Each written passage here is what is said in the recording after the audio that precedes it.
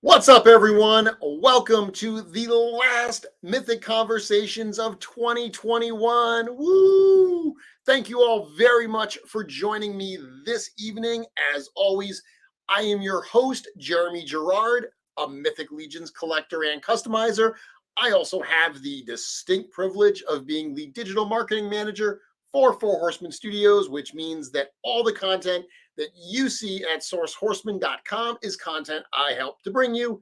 If you would like to see more of my work, the things that I have going, the best place to do so is to follow me on Instagram. That's at Mythic Customs. Of course, I'm also here every single Wednesday night doing this show live. Mythic Conversations live at 7:30 p.m. Eastern Time. The show where we talk about all things Four Horsemen Studios, all things Legions. To end 2021, I wanted to do a year in review recap, but it's such a big year, such a big topic, I could not do it alone. So I had to call in the heavy hitter, call in my friend and yours, Lord Steven Biesiada. Steven, thank you so much for joining me this evening. Thank you. This is for me, this is a distinct privilege. It is. It is a distinct privilege for me to have you on my show. What's going on, man? Feels like we just did this. Yeah. You want to record Legions Cast tomorrow night? We 3 in a row, man. You know, the nice thing about my show is it happens at a semi-reasonable hour, not the ungodly hour that those 3 maniacs made us go on. It was like 11:15 when we got done. I know. That's unheard of for me. I mean, crazy. Yeah, crazy. I remember me and you once did a show on for Mythic Conversations, and we went to like 9:30. We went late. And we thought we were champs. We were like, holy cow, look at us. We know how to party. Man, those guys, they I don't know what they're drinking. They got something on us because they're burning the midnight oil there.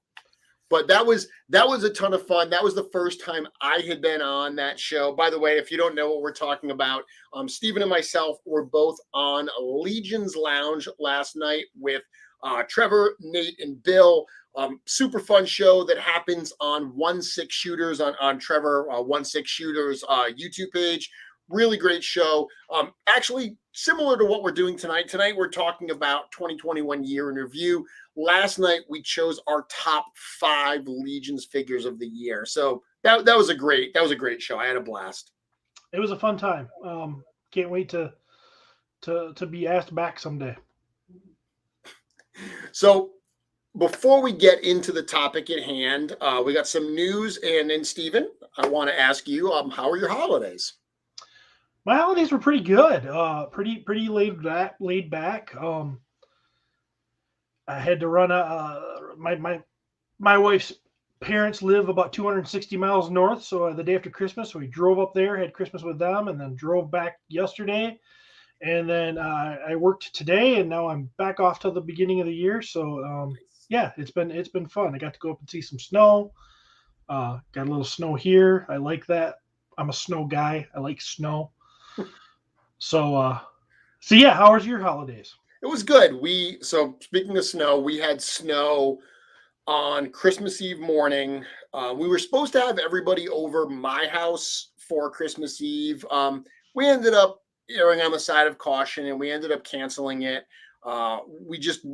We weren't comfortable having that big gathering with everybody over. So we felt more comfortable seeing people in smaller numbers. So we've been doing that over the last, week or so.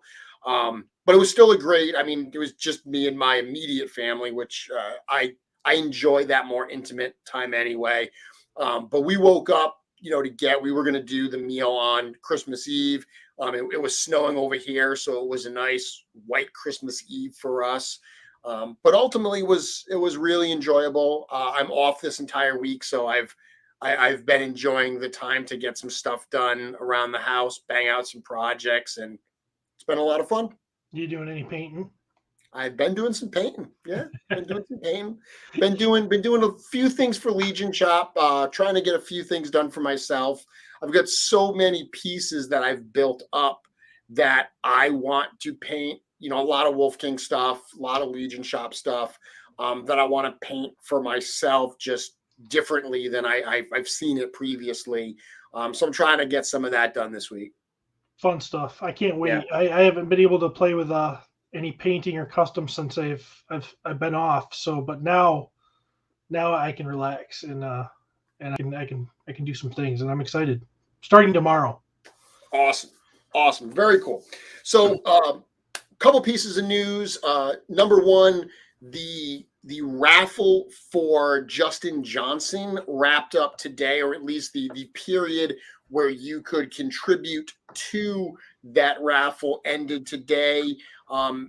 If you remember a couple weeks ago on the show, I came on and I said I really wanted to hit 500 raffle tickets sold. Blew that away almost immediately. It ended at 922 total raffle tickets sold, which is incredible outpouring from the community to help the family of Justin Johnson out. Thank you very, very much. The actual raffle for that is going to be tomorrow. Cullen Culp is going to be doing the spinning on that. He's so good. So good at doing that. Makes it super entertaining. And with 922 entries, I'm sure it's going to take a little while. So that should be a lot of fun. One thing I did want to say, and excuse me for a second, I'm gonna stand on my soapbox if you don't mind, Steven. Oh wow! This is something I wanted to get off my chest. I wanted to say, first off, thank you so much to everyone who contributed to that. While I've said before, I was not personally close to Justin as a fellow human being.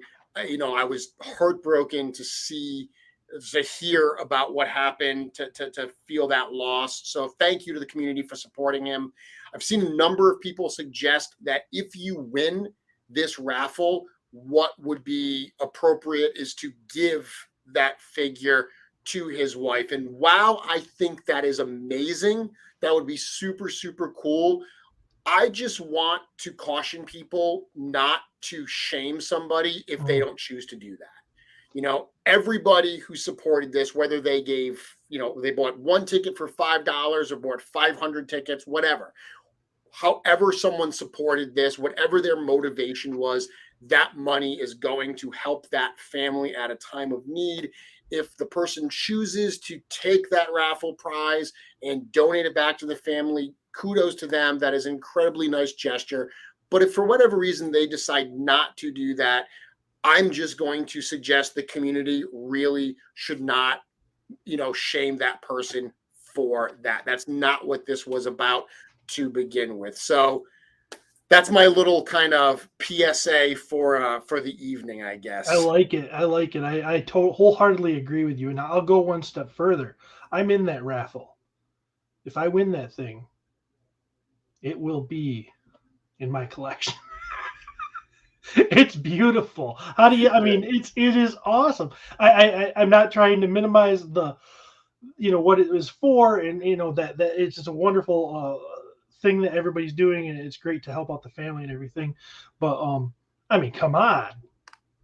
Yeah.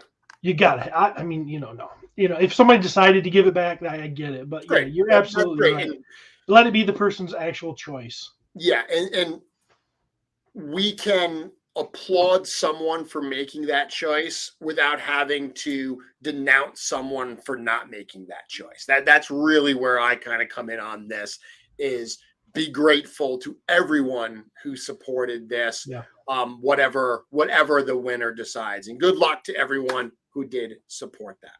Very cool. Other news, if you are on the Legion Shop email list, you saw that we dropped an email today announcing a sale this coming Saturday, New Year's Day, January 1st at 3 p.m. Eastern. There's a whole bunch of cool stuff that we're going to be dropping on LegionShop.com. It's going to include a number of pieces from first-time Legion Shop artists like Jeremy Wilson and Noah Pratt, full custom figures, painted pieces, unpainted pieces. Tons of cool stuff are going to be added. Like everything, it is always in stock. We ship very, very quickly, but because things are in stock, we are limited to what we have on hand. Some of the pieces we only have a single item of. So if you want some of those things, LegionShop.com, New Year's Day, 3 p.m. is your first chance to get them. Similarly, Steven, Wolf King Customs, their in-stock sale is going on right now. That ends on New Year's Eve. So this coming Friday, that sale ends. Yeah, check it out, man. They've got good Check stuff. it out. Last bit of news, super excited. We signed the paperwork today, Steven. We signed the contract for LegionsCon 2022. All right. So, where's my table at? You got that figured out yet? I mean, that has to be the first order of business, where you can put me. I was thinking about that. I was like, well, how much space do we have to fit Lord Steven's incredible posse that are going to come to be a part of his return to LegionsCon? Very, very cool. So if you were a LegionsCon exhibitor, you will be hearing from me very, very soon with some information. I'm giving all of the previous exhibitors first bit of information about this, but probably in about a week or so, we're going to be announcing the actual dates, the venue, open hotel rooms at the venue are going to be open and stuff. All that stuff's going to be starting to be available. So if you are excited about LegionsCon 2022, that information is coming very soon. I am so excited for it. Now, this is my list. This is my list, Steven. Yeah, this is it's like you gave me homework. I did. So I started thinking about last week when I started doing this. I started thinking about what 2021 looked like from Four Horsemen Studios, from Legions. And I wrote a bunch of stuff down, and I was looking at the list, and then I started realizing, oh, you know what I forgot? You know what I had totally forgot to put on that original list? Equidrons? Did you Equidron? Yeah, I was going to call you out on the show, and then you fixed it. I totally forgot that Equidron shipped in 2021, which we'll get to. I ended up breaking it down. I did some work, and I went month by month and wrote down all of the notable Legions Four Horsemen things that happened in. My goodness, Steven, what an incredible list, right? It is an incredible list, but I liked it better when you screwed up, because time and time again, when we're either on Legion's Cast or when I'm on here or whatever, you're always correcting my mistakes. And I thought I had the one time that I was going to get on this show and be like, haha, you forgot the Equidrons, and I was going to shame you and do all the things you do to me and act like all surly, like I'm the better Legions fan like you do to me, and then you go and fix it before we go on the air. Okay, I don't shame you, and I feel shamed. You can't tell me how to feel. I don't pretend to be the better Legions fan. I do not do that. Do I really come across that way? You can't tell me how to feel. You're hurting me. How do you like it? I don't like it, Steven. Yeah, I might be exaggerating a little, but still, I was excited to correct you. There were other things as I went through the list that I realized what, just top to bottom, what an incredible, incredible year. So let's start talking about it. Let's go right from the beginning. January 19th was the first Legions happening that I have on my list, and that was the Mythic Legions Tactics War of the Aether Blade private crowdfunding campaign. And this seems like it was exactly 3 years ago. Seriously, I mean, I looked at that and I was like, wow, we are less than a year away from that private crowdfunding campaign. That was, and for those who don't know, Mythic Legions Tactics War of the Aether Blade is an upcoming video game set in the realm of Mythos. You know, the first Mythic Legions' first foray into this type of medium.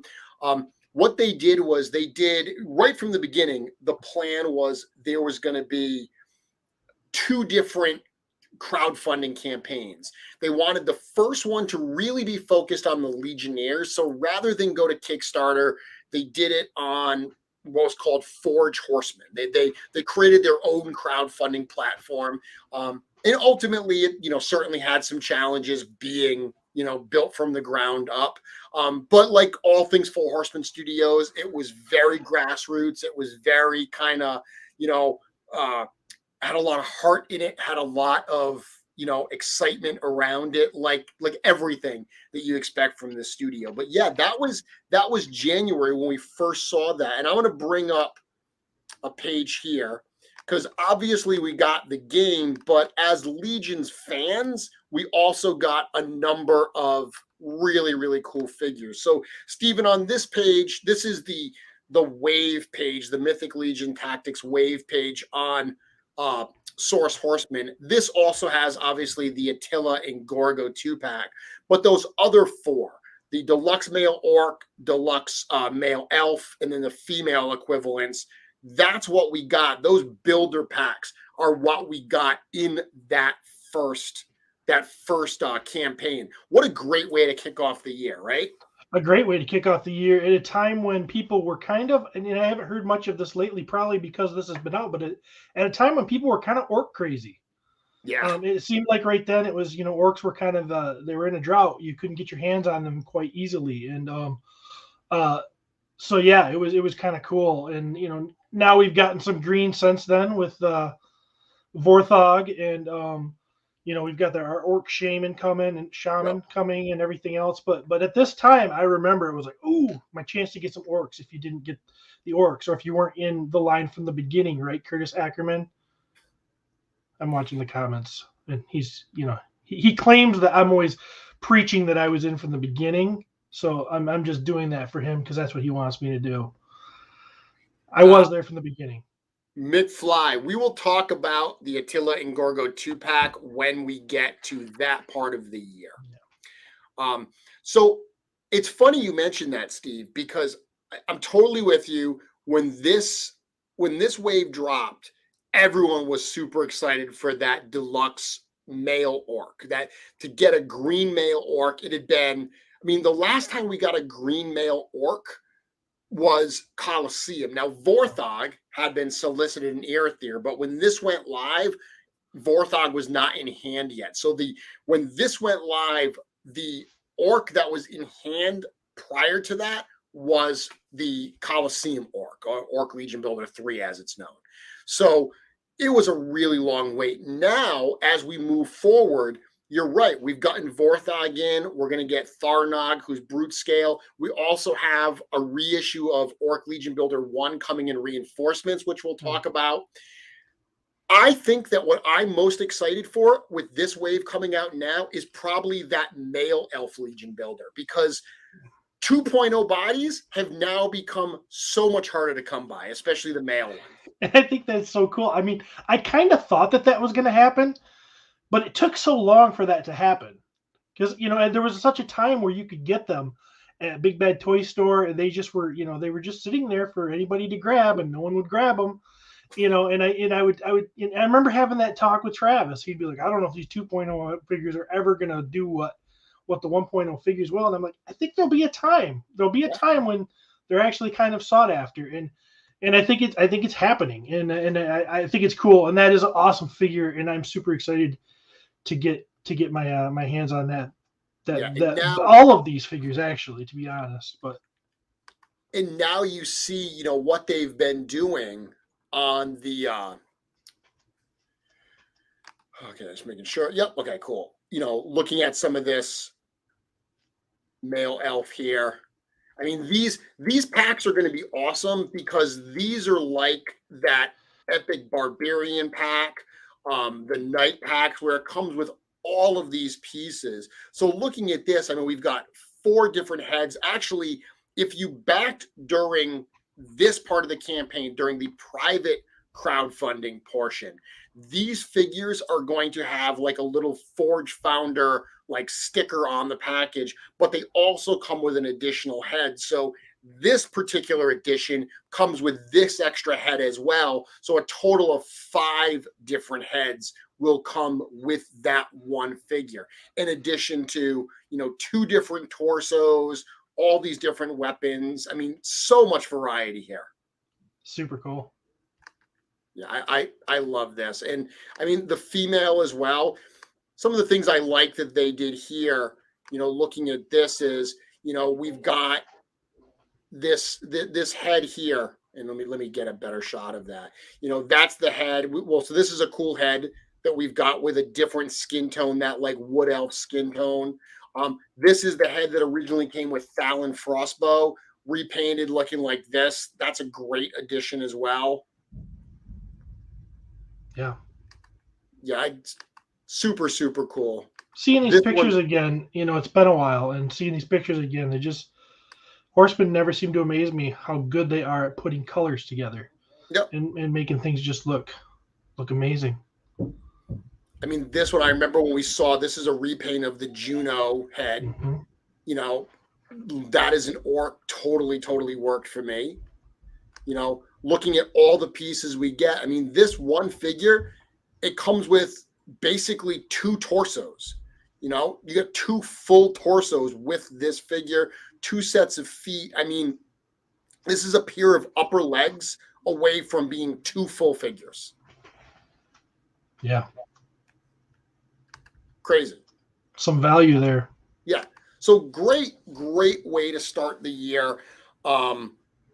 I had a lot of fun with that. That was, and it's going to be interesting to see how that plays out, no pun intended, with the game and everything. But it was an interesting start to the year. And I think that, Steven, it was indicative of what 2021 was going to be about with surprises. Because prior to the drop of that game, prior to the teasers for that game, I don't think a lot of people were thinking, okay, Mythic Legions is going to move into the realm of video games next. No, I don't think anybody was thinking that. I certainly wasn't. And we've gotten a chance to get used to it and actually get excited for this game. At least I have. And I'm pretty pumped about the whole thing. But yeah, it was a shocker to find out that was something that was in the works and was literally going to happen. And it is, because we backed it along the way. And you and the rest of the crew had the opportunity to talk a number of times with the team from Great Hall Game Studios. I've certainly had an opportunity to work alongside them. Great people. I mean, yeah. It's one of those things where Four Horsemen Studios excels at surrounding themselves with good, like-minded people. And as soon as I started talking to them, I was like, yeah, this is the right fit here. They get it. They're passionate about the right things. They're going to do something special. Yep. They just, you talk to those guys, you feel right at home. You're amongst friends. It feels immediately with these guys. So agreed. I think they'll take care of us, and they're just as passionate about this video game than I think the studio is about the toys, and it's going to be a wonderful marriage. So we'll talk more about Mythic Legions Tactics, because we will get to the other campaign that was done during the year. So that was January 19th. And that first campaign ran for about a month. So that ran from, mid-January to mid-February. But Steven, shortly after that campaign kicked off on January 27th, I had a bit of a personal milestone this year. Do you know what that was? You shaved your beard and started to regrow it? Was that in 2021? Had to be, right? Did I shave? I do think I shaved my beard Did I ever tell you why I shaved my beard? Because Travis was harassing you?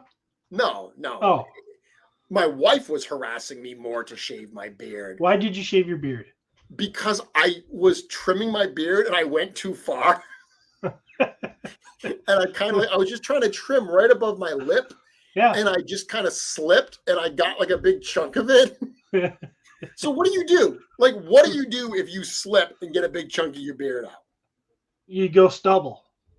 You go stubble. You go Bruce Willis for a while, and then you grow that sucker back.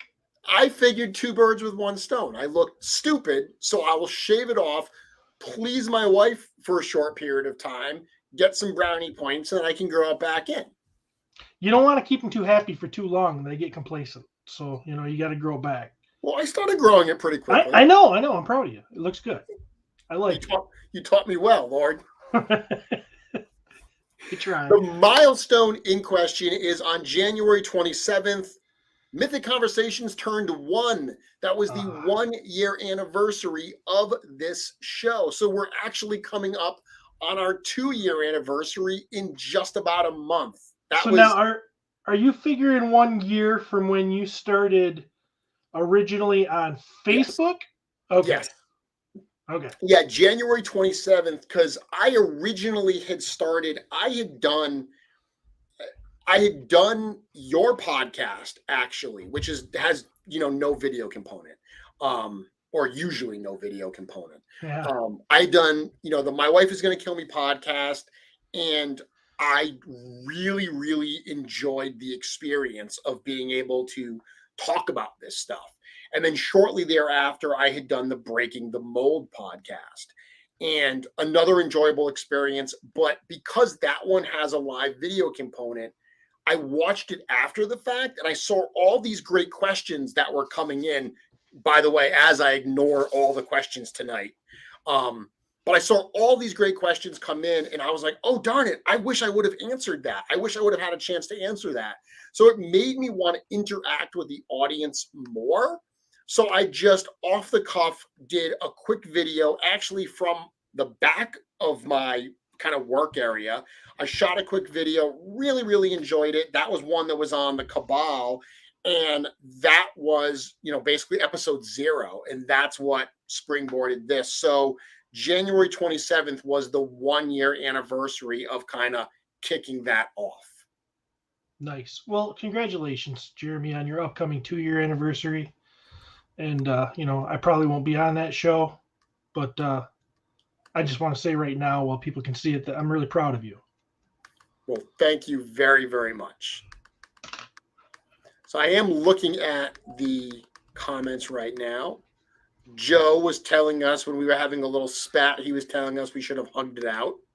We will. We will. There is, in this conversation, there is a talk about me hugging you. Oh, nice. That is part of that is one of the dates. Jeremy hugged Steven.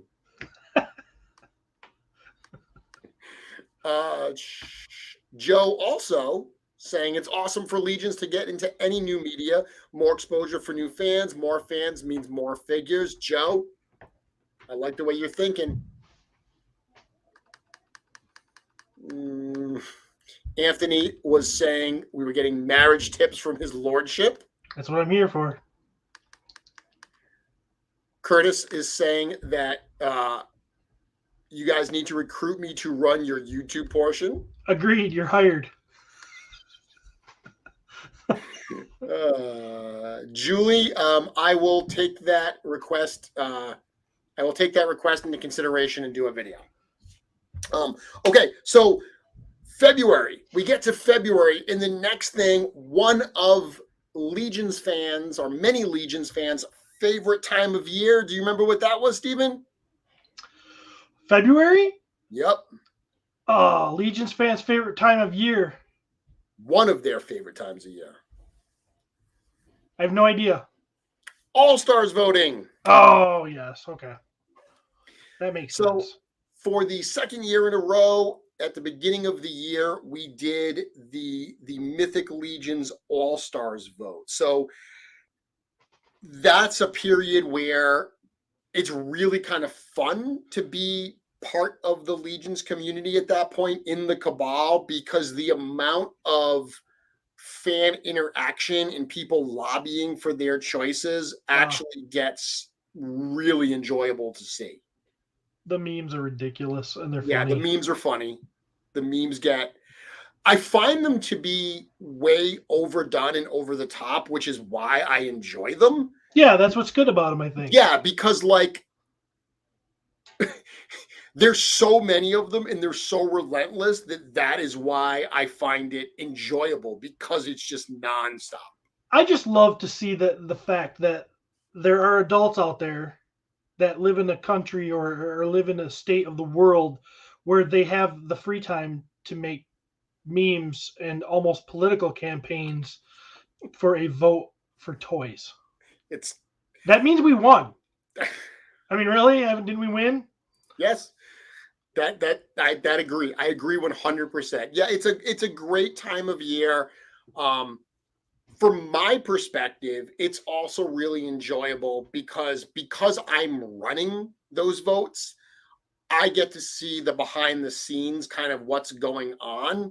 And I've said this before, but every vote that we've run, things surprise me. You know, this All Stars 4, Vitas was the number one vote getter. I 100% expected that because he came in 5th the year before, and he came in 5th by only a couple votes. So he was so close to getting into All Stars 3. I really, really expected he was going to do wonderfully well in All Stars 4, and he did.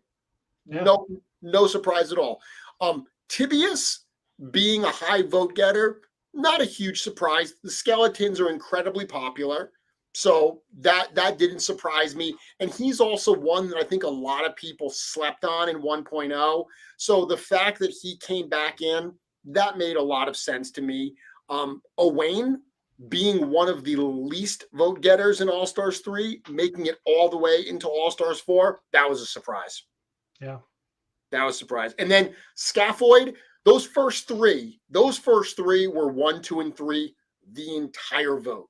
Within the first 30 minutes, I could have told you those 3 were going to win. Scaphoid, he was a late comer. He was like, he moved from like 7 to 6. He had a slow crawl throughout that whole time. And then finally, with a day or two left, he made it into that number 4 spot, and he never let it go. It's crazy. It's crazy how that stuff goes down. Why do you think it is?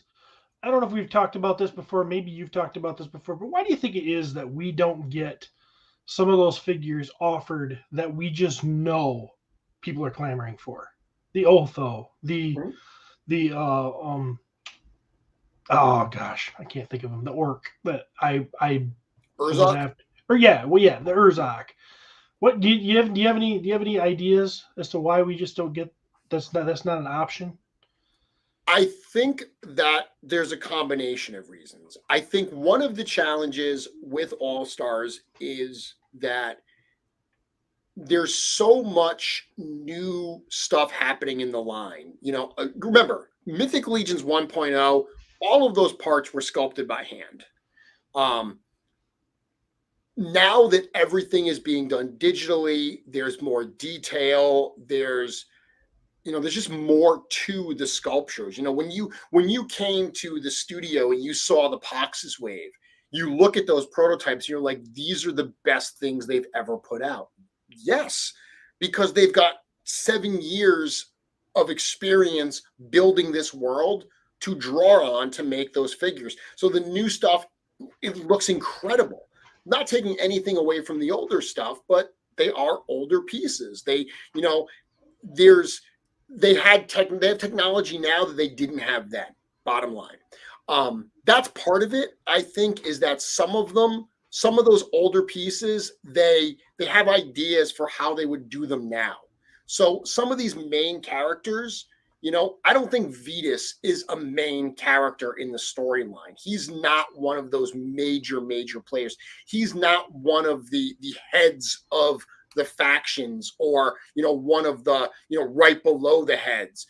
So I think characters like Urzak and Otho, I think they're going to have a big part to play and we may not be seeing reissues of those because there are second versions, 2.0 versions that will come out at some point. Interesting take. Yeah, I like it. I like it. I'd like to see an Urzak 2.0.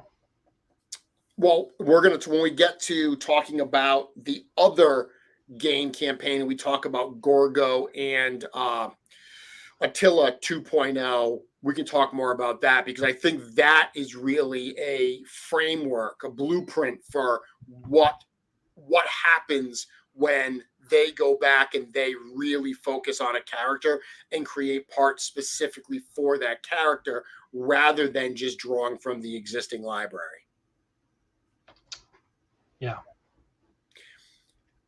With All-Stars, people love this time. They love getting access to these older figures. This is also traditionally a time, the last couple years at least, where as part of the All-Stars wave, we also get the PowerCon debut figures, the Motu homages. So you are a huge Masters of the Universe fan. Yeah. Is that something you look forward to each year? Absolutely. Absolutely. That's always so fun for me to see what they came up with, how they translated, what characters they decided to translate to, an homage with Mythic Legions parts. And it's just, I look forward to that, and I'm excited for it every time. On last night's show, you chose Bryophytus as one of your favorite legions for the year. Yeah. That figure, to me, is a double-edged sword. It is,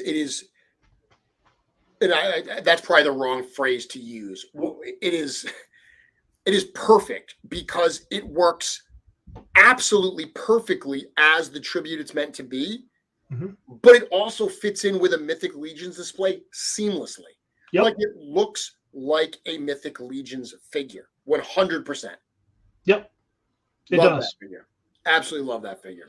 It does. I mean, I swear you could pop the shoulder pauldrons off, and I could put him on my Masters of the Universe Classics shelf, and he would just look like Mossman. He would look like, he would look a little different, but you'd be like, there's Mossman.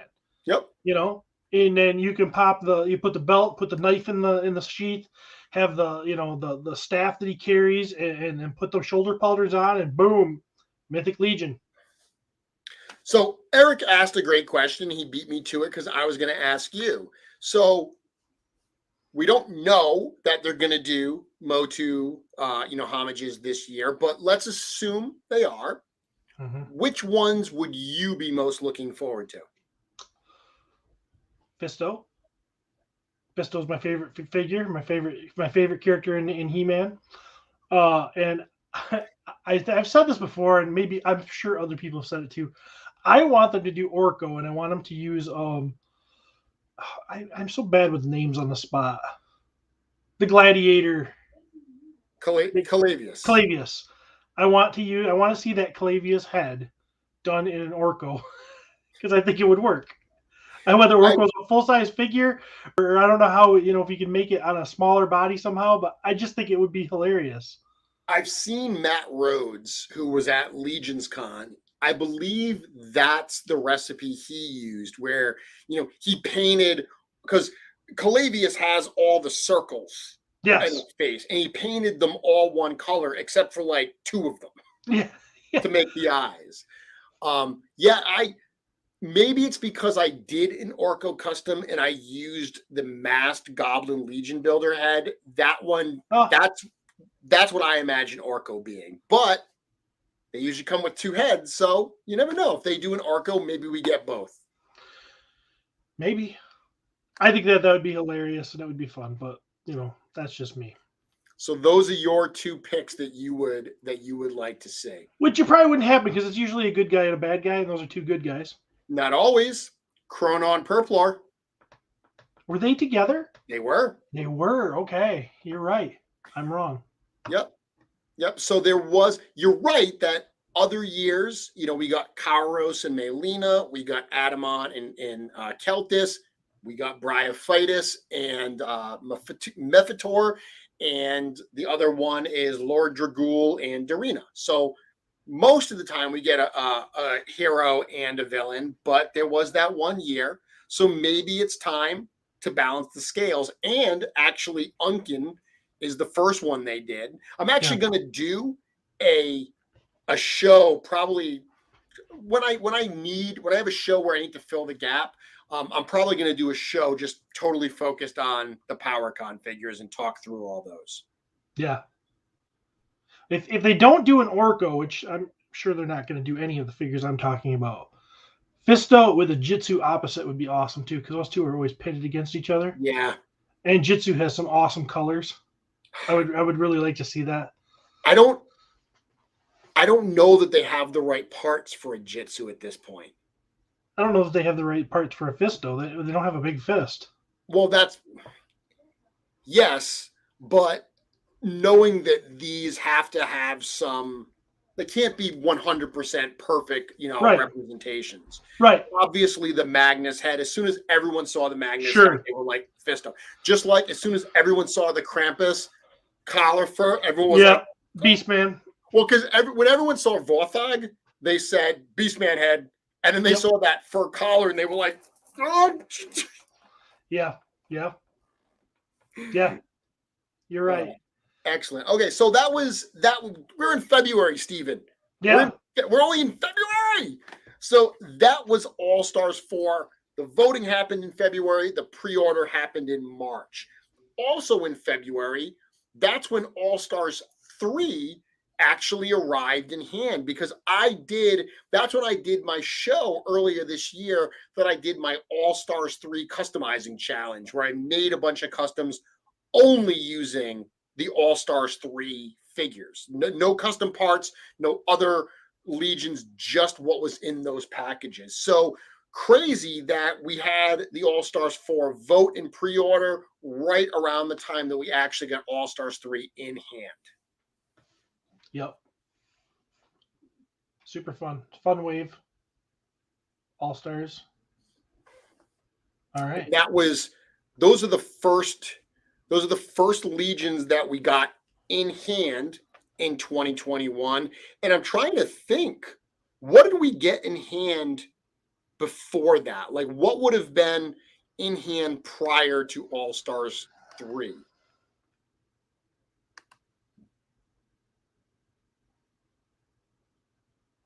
I don't know. Dude, are you ready for this? I think it was Wasteland. I was just going to say Wasteland. Wow. Doesn't that seem was Cassia in Wasteland? Who? Cassia. Was yes. she in Wasteland? That's the figure that I had in my head, so I was thinking the same thing. Yes. So, I mean, like Wasteland, that's Archimedes. That's the Ice Troll, right? Purple and Krona. No, Ice Troll is Soul Spiller. Okay. Did we get a troll? No, Wasteland. We got Okay, we got a. You just said it. We got Archimedes. Yeah, I'm going to bring it up right here. So this is not 2021, but this wave, which literally seems like forever ago. Yeah. This was what we had in hand prior to All Stars 3. So when we got All Stars 3 in hand, that was literally like it had been a while since we actually had new Legions to enjoy. For sure. I'm going to bring this up. So this is what we were looking at. This was All Stars 3. This started shipping into people around February, March. Yeah, what a great wave. I mean, a lot of fun. It was interesting because this had some variety in terms of the types of characters. We've got, a demon, a minotaur, a skeleton, a couple vampires, a female, and a troll. But interestingly, from a pop and swap or customizing standpoint, all of those 1.0 characters have all the same armor. I remember that. Yeah, they do. It's just how it worked out. They just all have the same armor.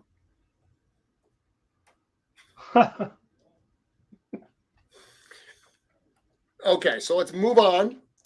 March was actually when the in-stock sale madness began. Oh, okay. Because if you remember, the first of the in-stock sales, and what I'm talking about is the weekly Friday at 3 p.m. on Four Horsemen in-stock sales. They started that long ago. It was All-Stars 3. All-Stars Wow. 3, if you remember that first week, it was a larger quantity. That was kind of like the All-Stars 3 in stock. And people got lulled into that sense of security where stuff lasted a little while. And people were like, okay, this is great. This is how things are going to go. And then week 2 was when they started bringing in older stock that they had very limited numbers of. They weren't the same amount as they had done the prior week. And that's when we started seeing those, 1 to 3 minute sellouts. Yeah. Have you ever gotten anything or tried to get anything on them? No, I don't really hunt down those. I know what's going to be available. I know what the quantities are and stuff. So it's all figures I already have. So I leave those for everybody else. Yeah.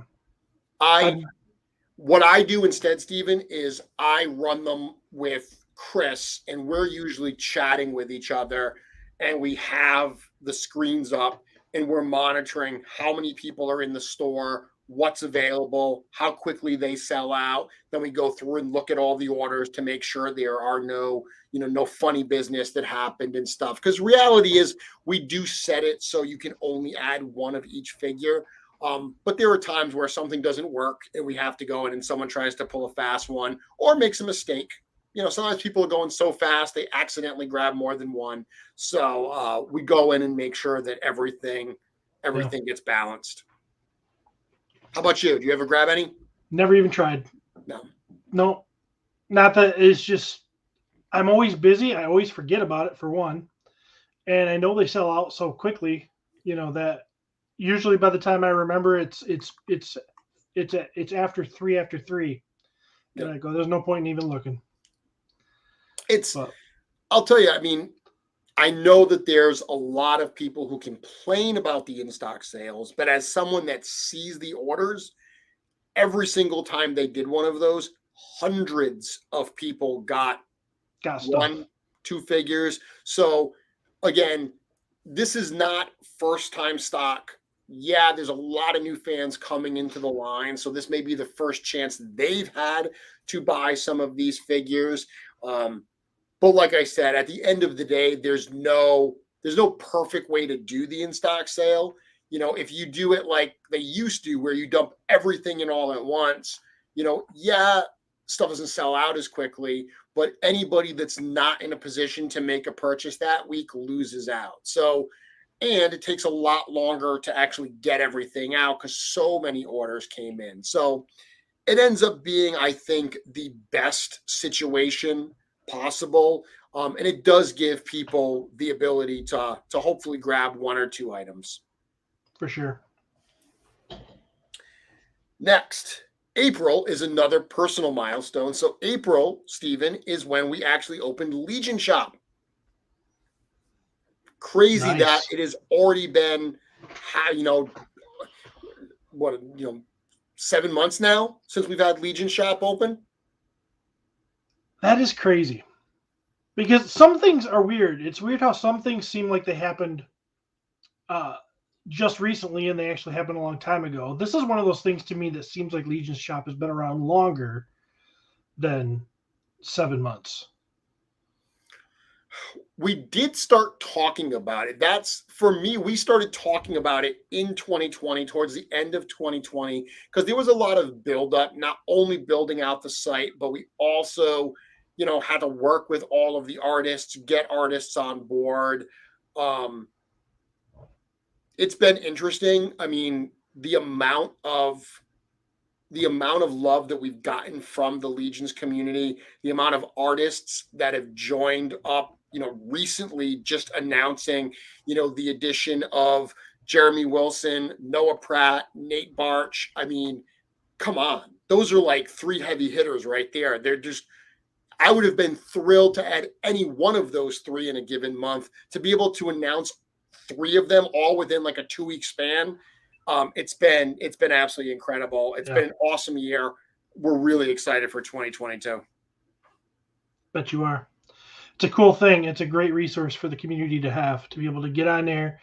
Like you said earlier, I think, jump on there, buy something and have it shipped out and, have it in a week or whatever. Yeah. It's cool. It's not something that happens a lot in this particular line, whether you're pre-ordering the toys or even buying third-party stuff. There's, a lot of times that stuff is you're buying it before it's even printed a lot. And there's just a time, you have to be patient. So Legion's shop is kind of that one thing where you don't have to be so patient usually. Yeah, I think the nice thing that we see, because we debated that. We were like, do we run it like a lot of the other shops are run, where we take pre-orders and then work with the artists to have them produced? It wasn't feasible for us to do that because of the type of business we were trying to run. We were like, what's going to end up happening is we're going to have 4 artists who deliver on time. And if one is late, it's going to hold up everybody else. We said, we don't want to deal with pre-orders. We want to just do in-stock stuff, which there are challenges to doing that, but it definitely ended up being the right choice. I think that especially when stock starts becoming more available for Legions figures, once we start seeing reinforcements, once Deluxe Legion Builders hits, once these figures start coming and people are like excited and they're saying like, oh, now I have a dwarf body, now I have an orc body, and they have extras and they're like, well, I want to display different versions, what's available. Those parts that are always in stock, I think, are going to be hopefully a really attractive market for the Legions community. Yeah. April 21st, Stephen, that was when I did one of my biggest shows of the year. That was when I had the Aeorthir wave in hand. I was so jealous. Dude, that was... I still remember coming home and opening up all those figures. I mean, I got them on the weekend, so I opened them when I got home that weekend, and then the show was obviously on a Wednesday. All-Stars 3 broke the seal of new Legions figures, but it was, obviously mostly reissues. Aeorthir was, for me, that was one of the high points of this year. Aeorthir, that wave felt like a second chapter in the line to me. The first stuff, where we got, you got going, we had our parts. 2.0 was a big jump, but it was, it introduced a lot of new parts to the line, a new different body style. Obviously, we got goblins, a lot of stuff introduced. But for some reason, the Aeorthir was like, it felt like we got the car running. It's running smoothly down the road. It's super reliable. It's cool looking, but now we're going to trick it out.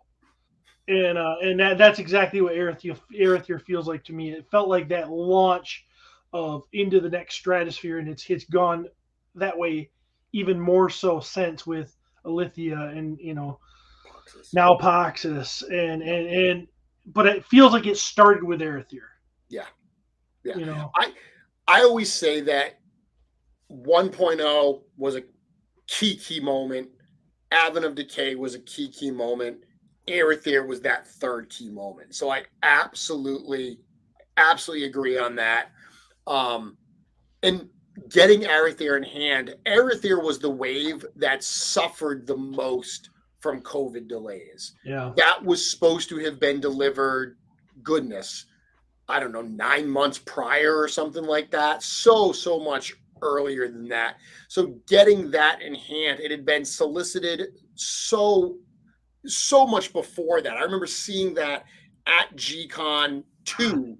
I swear I saw those figures, those prototypes I know I saw them at the very first PowerCon I was at. And I want to say that was 2018 when I saw those prototypes. And it was like, we took forever from that moment to actually getting those figures. It was a long wait, well worth it. And I think that's what's so cool about the age we're living in right now is, we've had these long wait times for stuff, and now it's just now the train's just it's heading down the track and it's chugging along. Yeah, and we're now that we've had as we go through this list, so far we're at April and we've only talked about one, or technically two, because we had the pre-order for Mythic Legions Tactics, then we had All Stars 4. So we've had 2 pre-orders so far in the calendar year. But what we're going to see is with all these pre-orders we saw this year, once those start hitting, it's exactly what you just said, Steven, where it's just going to be that steady flow of product coming in, and the wait times are going to seem that much shorter. Yeah. Eric said a funny comment here. He reminded me. He said that show where I showed Aeorthir, he said he remembers that, and then I caused a run on wings on BBTF that night because we showed that was the first time that they had never shown Belphegor with the red wings. They had never shown, Malfar with the blue wings. So we did that live on the show, and I think a lot of people were like, I didn't buy wings to go with my Belphegor. Oof! And they rushed over there to get those wings. Smart. Yeah, those wings look good. Last night, Steven, talking about the Aeorthir wave and how good it is. Last night's show on Legions Lounge, between Nate, Bill, Trevor, myself, you, and Walter, we each picked our top 5. Yeah. All of our lists, every one of our lists was dominated by Aeorthir wave figures. Oh, sure. I mean, yeah, why wouldn't it be? It was hard because I could have had every single one of mine from Aeorthir. Yep. I wanted to give some love to the other lines, and I did. I mean, because I stand by my choice of the new Forest Troll. That's a beautiful figure. Yep. But dang, yeah. I think I'm the only one that picked Belphegor as one of my 5, though. I think you are. I think you're the only one that picked. I mean, I didn't pick Balius, and it seems like a lot of people really like Balius. Yeah. And yeah, I mean, the horses, introducing the horses, finally getting those in hand, that was absolutely incredible. Game changer. It's totally.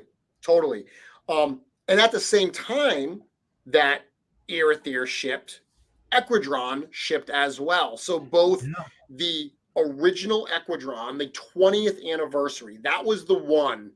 If you remember, Steven, if we can go back, we're going to do a little bit of internet drama, toy drama. That's one of your things. Yeah. I've been involved in a little toy drama here and there. They put 20th anniversary Equidron up on the website. It's $100. It comes with the figure, 2 t-shirts, 2 pins.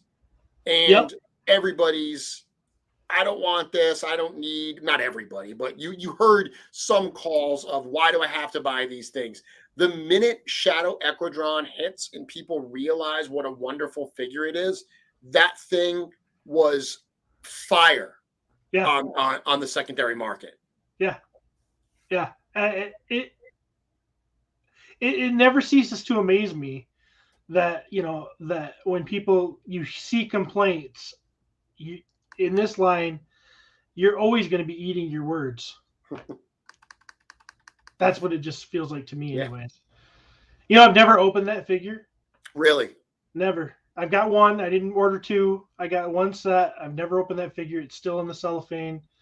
I think it's beautiful and everything, but for something that it feels special, untouched.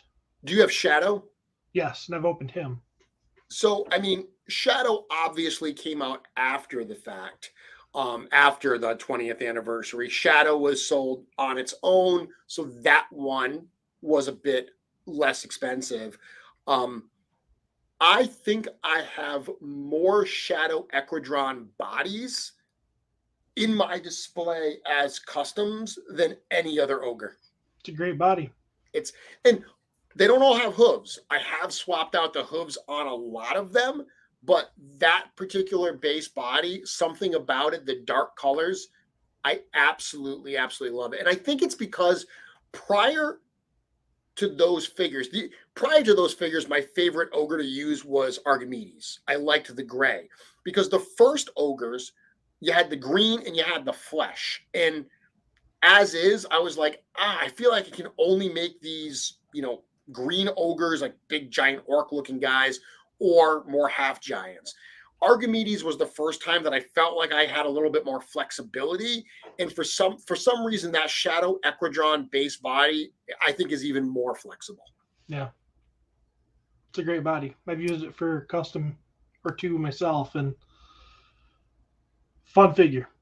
Curtis is saying Shadow Equidron is super underrated. I agree completely. He actually sold out on Big Bad Toy Store, I believe, this past week, and it took a while for him to sell out. Great figure. Great figure. So that was Equidron. That was April. Then we get to May. In May, we get a big one, Steven. May is another pre-order period. Do you remember which one this is? Is this the Deluxe Legion Builders? It sure is, Steven. This was. I'm not looking at your list, by the way. This wave, this is the wave where blown away, absolutely blown away by what they did here. Hearing all the calls of people asking for Legion Builders, to finally see this wave hit. And not only do we get Legion Builders, but we get brand new configurations, brand new heads. This was, as much as I love Poxus, as much as I love Cosmic, I got to tell you, this was the wave that I think I was most excited for this year, specifically because of the creative juices it got flowing for me. It was amazing. It was unexpected. I was not expecting to see. I mean, we had heard of a Legion Builder wave coming, but this when this was shown, I didn't. It's not what I expected. It was much more than what I expected. So much possibilities here for customizers like us, but as we've talked about before, customizers are, we are, I think we are the minority of the consumers. Mm-hmm. And so if you're not a customizer, there's still so much fun here. It's amazing. Yeah. That shoulder, the new parts on the Deluxe Gladiator, the shoulder pauldron, that strap on the one side, there's just so much to be excited about. Yeah, this is a great line. Out of the box, these things are going to look absolutely wonderful. Even if you're not, as you said, Steven, popping these apart, if you're not customizing, these are just a great line of figures. That dark Templar Legion Builder, that thing is one of the most popular figures that the studio's ever put out. Yeah, why wouldn't it be? Gorgeous. Why wouldn't it be? Gorgeous. I love the variety. I mean, if anyone ever wonders whether or not the Horsemen, hear the requests from the fan community, this should dispel that question. I mean, we got something for everybody here. We've got the dwarf to please all the dwarf lovers. We've also got the goblin that's on the dwarf buck to please them as well. But we've got skeletons. We've got a knight, a barbarian, the gladiator that's got a very barbarian look. I mean, and then to me, the gem of this line is that accessory set designed by Nate Barch, put on that new half giant Legion Builder. That piece right there is, he's in the early running to be on my top 5 list for next year. It's awesome. I just, I smile. This is the biggest, what do I want to say? I ordered this wave in the most amount I've ever ordered anything. Yeah. And I can't wait to get them. Oh. When are we going to get these? Oh. What comes first? Are we going to get a Lithia before we get these? We should, right? I am not sure. And even if I do know, I can't say that. Jerk. I will tell you that being at the studio for G-Con and seeing Chris hand Nate Barch a packaged sample of that accessory set, because Yeah. that ogre scale accessory set, it's shown here on a figure, but that's going to come in a tray. It's, you know, the head, the moose antlers, the giant shield and hammer and everything. So it comes in, you know, like all the accessory sets. It's basically just in a clamshell type thing. Yeah. Seeing Nate's face when he actually held that in his hand for the first time, that was such a cool thing to see. Yeah.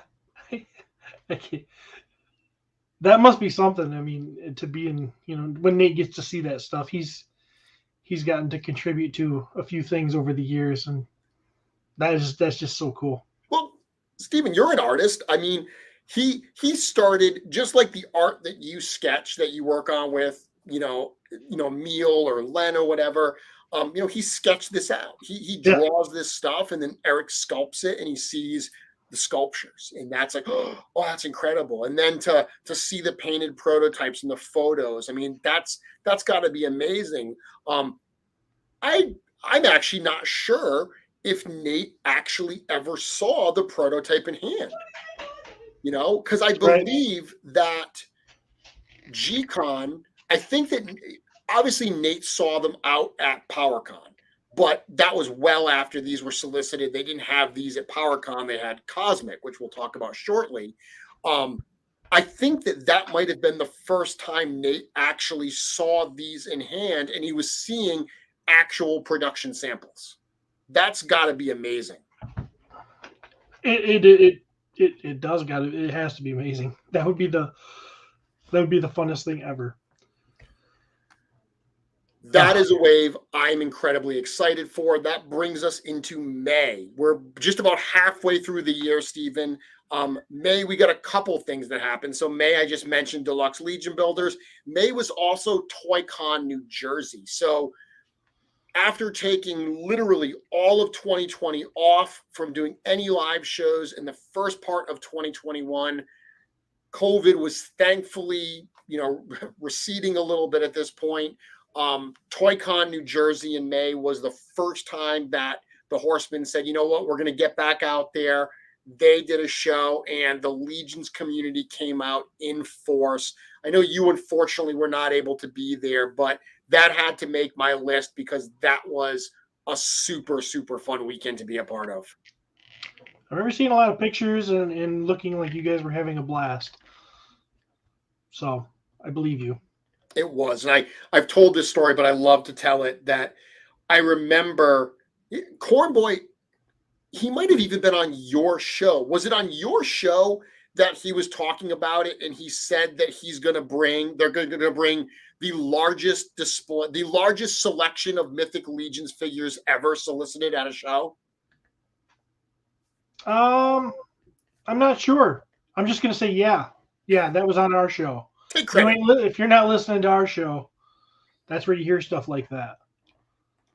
I remember talking to Chris, and Chris being told Cornboy said that, and Chris saying, what the hell does that even mean? I have no idea. Like, Cornboy said it, and then Chris was like, what? So Chris took it like a personal challenge, and he was just like, this. And I will tell you that the amount of product they had, I remember getting there, and I set up, because right on the side of the Horseman table was a Legion Shop Wolf King table. So we set that up, and then I was walking away, and I saw Jim walking in. And I was like, hey, Jim, you know, do you need help? And he's like, yeah, you know, let's bring this over to the table. And he brought over a hand truck with, you know, 6 boxes on it or something. And I'm like, okay. And then he's like, I'm going to go get more. And they didn't stop bringing boxes in for like 60 minutes. They just kept bringing more and more and more. And it was crazy, the amount of product that they brought in. I mean, that was an incredible display to see. I'd like to have seen it. The last thing in May, Steven, was the vote for Mythic Legions reinforcements. So the Legion, we got the Deluxe Legion Builders pre-order, but they had long said that there was going to be a reissue of previous Legion builders, and they used words like evergreen and always in stock. Mm-hmm. And for those of us who have been around Legions and we heard always in stock, we were like, what kind of magic voodoo are you weaving to make that happen? So here's my take on this. The Horsemen don't really know they're popular yet. I mean, they haven't figured it out. They're like, geez, I don't know if these Mythic Legions are a thing yet, guys. Maybe we should let's get a ton of them. Let's get more than anybody could ever buy. How much is that? I don't know, 50 dwarfs, maybe. That'll work. Nobody will ever buy 50 dwarfs from us. This is how I take the Horsemen, is they don't quite get it yet. That you're a big deal. So when they say it's evergreen, I don't believe them. You know what that's called, right, Steven? It's called humility? Yes. Yeah. Yeah. Something I know nothing about. It is genuinely one of my favorite things to be around and to see their humility and to see how genuinely touched and surprised they are when the Legions community blows them away with their enthusiasm. One of my favorite things of being involved with the studio. Yeah. So,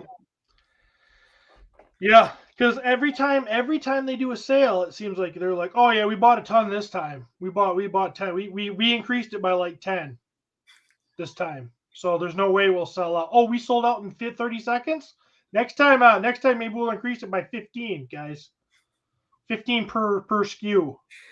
The Legions community never fails to amaze. Absolutely amaze. The numbers, you're saying numbers like 10 and 15 just to exaggerate. Yeah. But the reality is they do order large quantities of these things thinking, okay, there's got to be a number. There's got to be a point where we order more than the demand is. And we're like, we overdid it. And they keep pushing that number up. And we keep showing them that there is no ceiling. We won't be stopped. We won't be stopped. We need our Legion. So we did a reinforcement vote that was similar to the All-Stars vote, where fans got to choose from a pre-selected number of figures. These were specifically previous Legion builder figures that were available.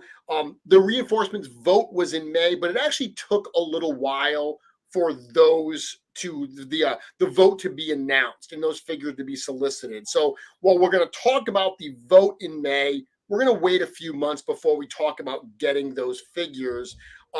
Before we do that, we get to July 29th, and that is the second Mythic Legions Tactics campaign.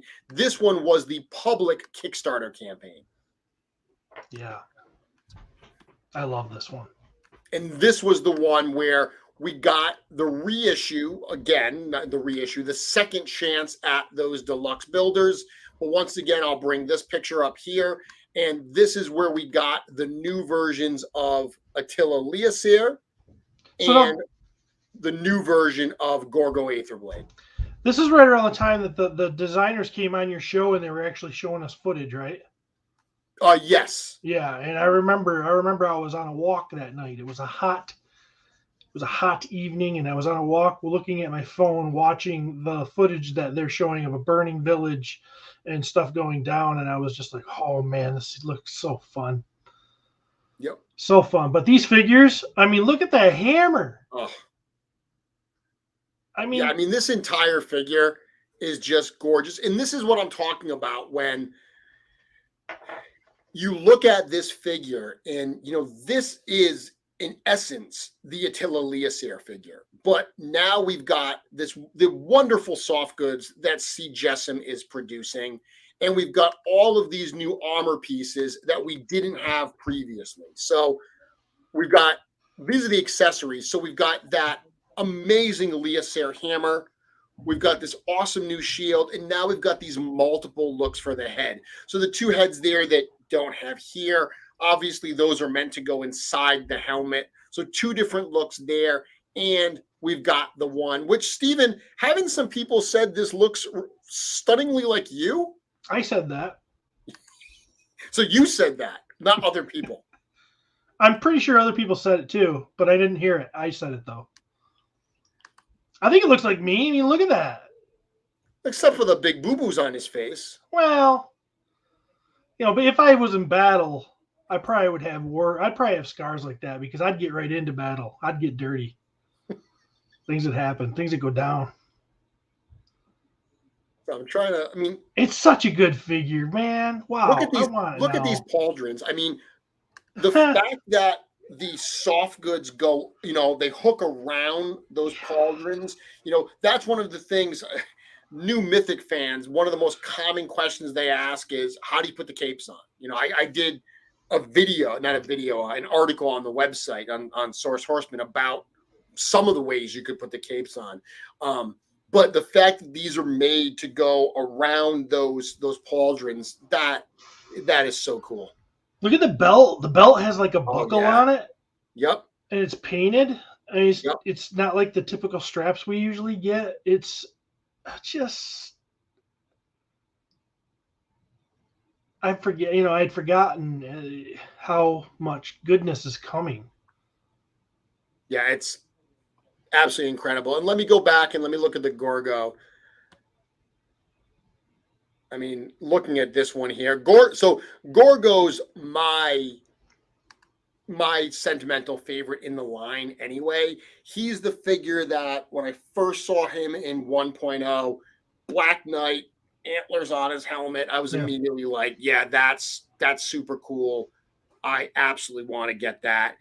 So seeing an updated version of Gorgo, once again, let me go back and grab this photo here. Looking at this, we've got new pauldrons on this one as well, soft goods. That actually is a new head.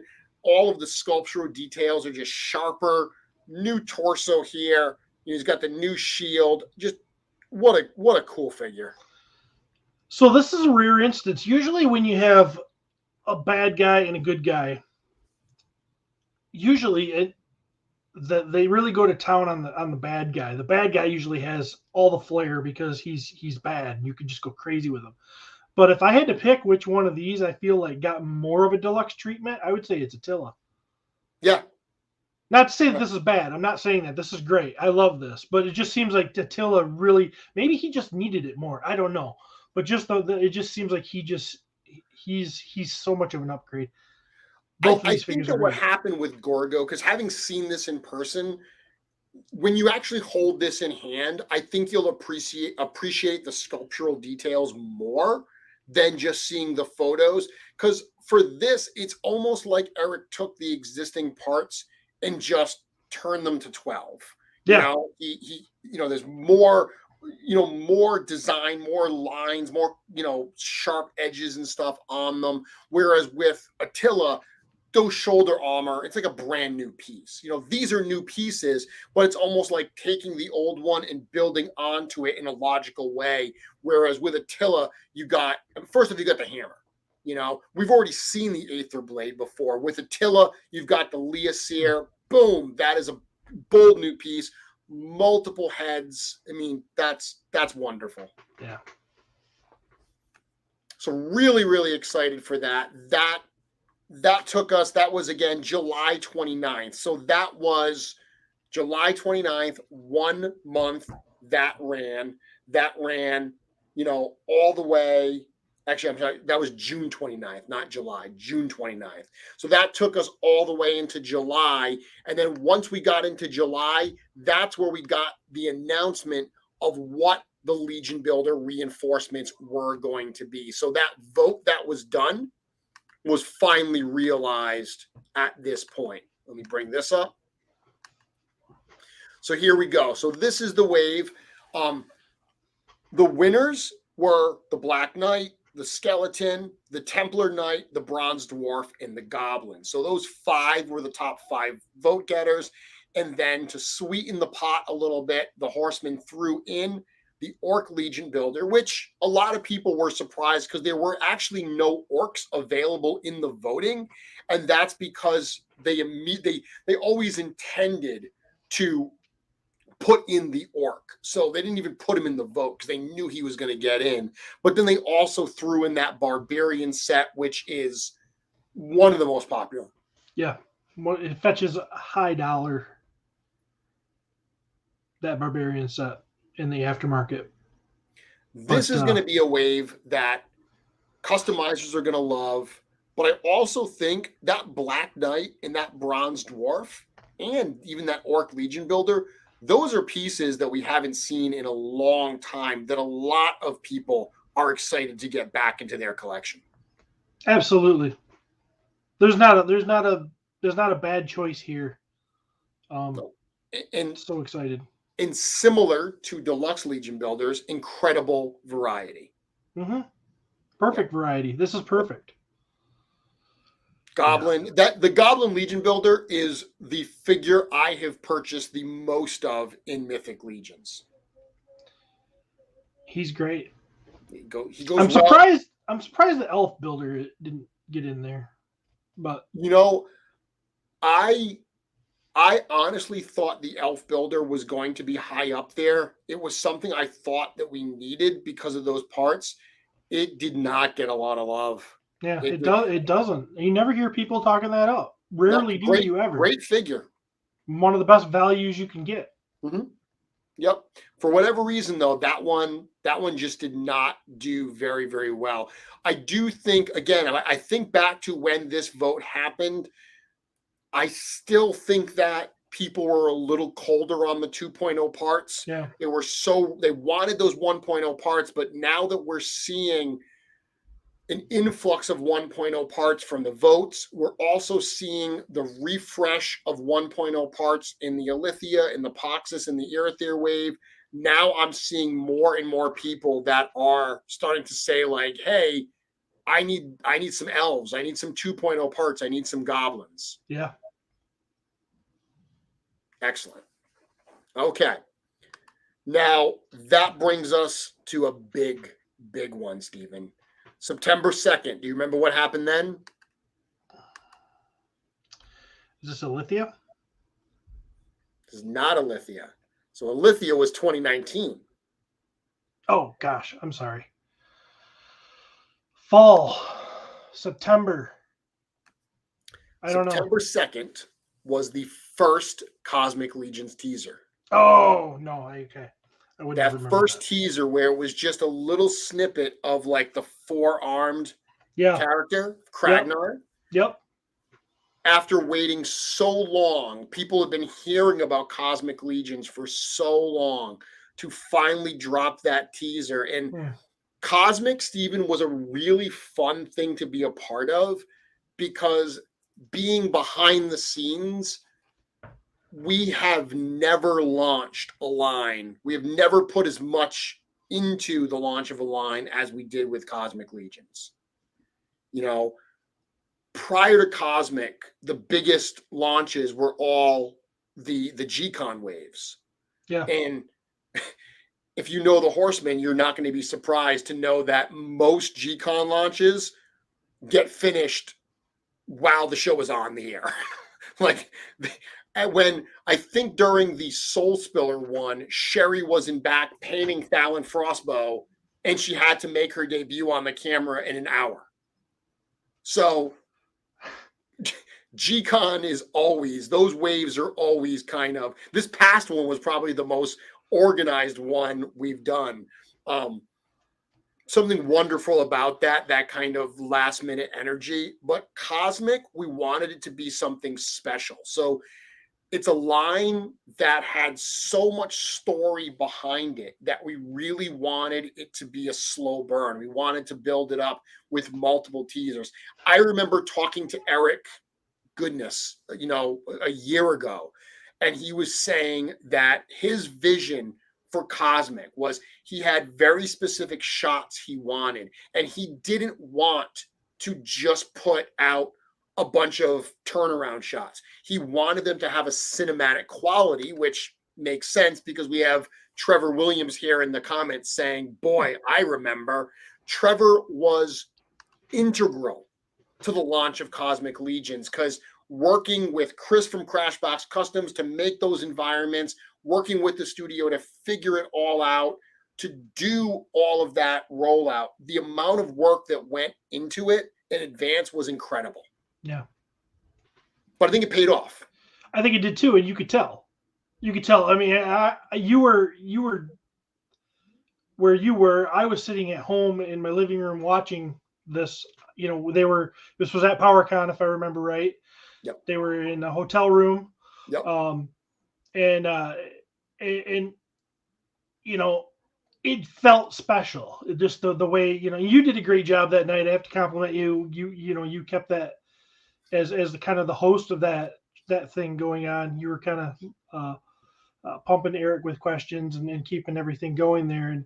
And just the pictures, the shooting from Trevor, those shots, just the whole package, it felt special and it felt well done, and it felt very high quality of a release.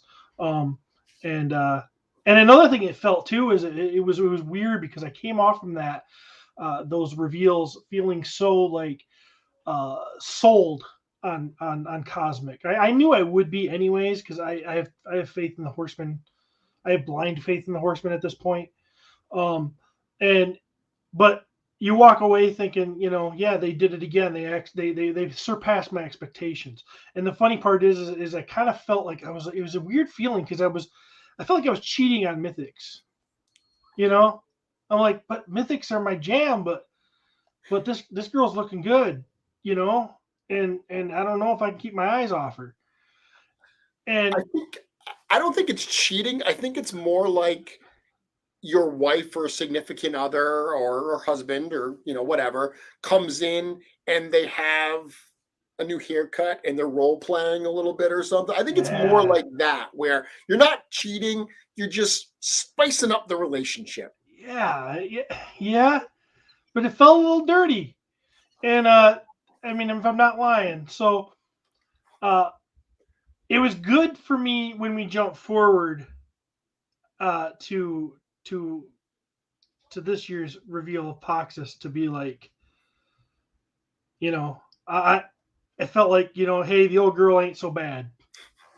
Well, before we get to Poxus, you know, the whole thing around Cosmic, you know, not only the reveal, let me bring up the Cosmic Wave, not only the, you know, the reveal, so there was the lead up to Cosmic, you know, there was actually the teasers that Trevor had shot building up. Then there was that reveal special, and you know, it worked out wonderfully well that it was the night before PowerCon, so we were able to say, here's the reveal, here's Cosmic, pre-order goes live. If you're at PowerCon, you can come and see the prototypes live on the table. So that really was just like you couldn't have asked for a better you know, avenue to be able to debut that. So that was a lot of fun. But then that entire month plus that Cosmic ran, we were very deliberate in the content that we published on the website. You know, we did a lot of content. Source Horseman publishes a lot of community content, things like Customizing Corner, where we interview, you know, customizers, featured fan, you know, behind the scenes stuff, Blast from the Past, all this stuff that's, you know, not directly the studio and new stuff. But for the month plus of Cosmic, we really kind of took a step back and said, let's focus just on this new world. Because up until that point, Steven, the Four Horsemen website was basically all Mythic Legions all the time. So this was a chance for us to really change things up a little bit. Yeah. Seeing all the figures we have here. Obviously, we got the 3 different Legion builders in the Tusk Engineer, Science Officer, and Sentry. Super popular characters. We got the Sphexian bug characters. Calling it right now, Steven, the Sphexians are the sleepers. I think a lot of people slept on those Sphexians. They're going to be the ones. They are the Sir Ignatius and the Orange Steelhide of Cosmic Legions. Mark my words. I didn't sleep on them. I think I thought they looked amazing right from the start, and they were must-haves for me. Love them. Love them.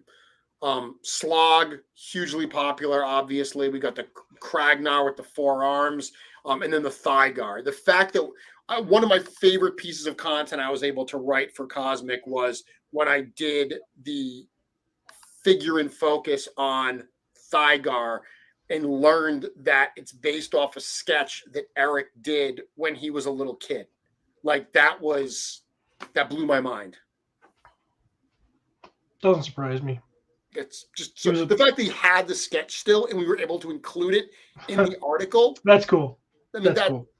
That's awesome. So one thing I love about Cosmic is, obviously there were a number of people that were surprised. And that was kind of one of my negatives about the reaction to Cosmic. I did feel that there were some people judging Cosmic based on what their expectations were versus what it actually was. Instead of judging it for what it is on its own, they were bummed they didn't get a Space Marine, essentially.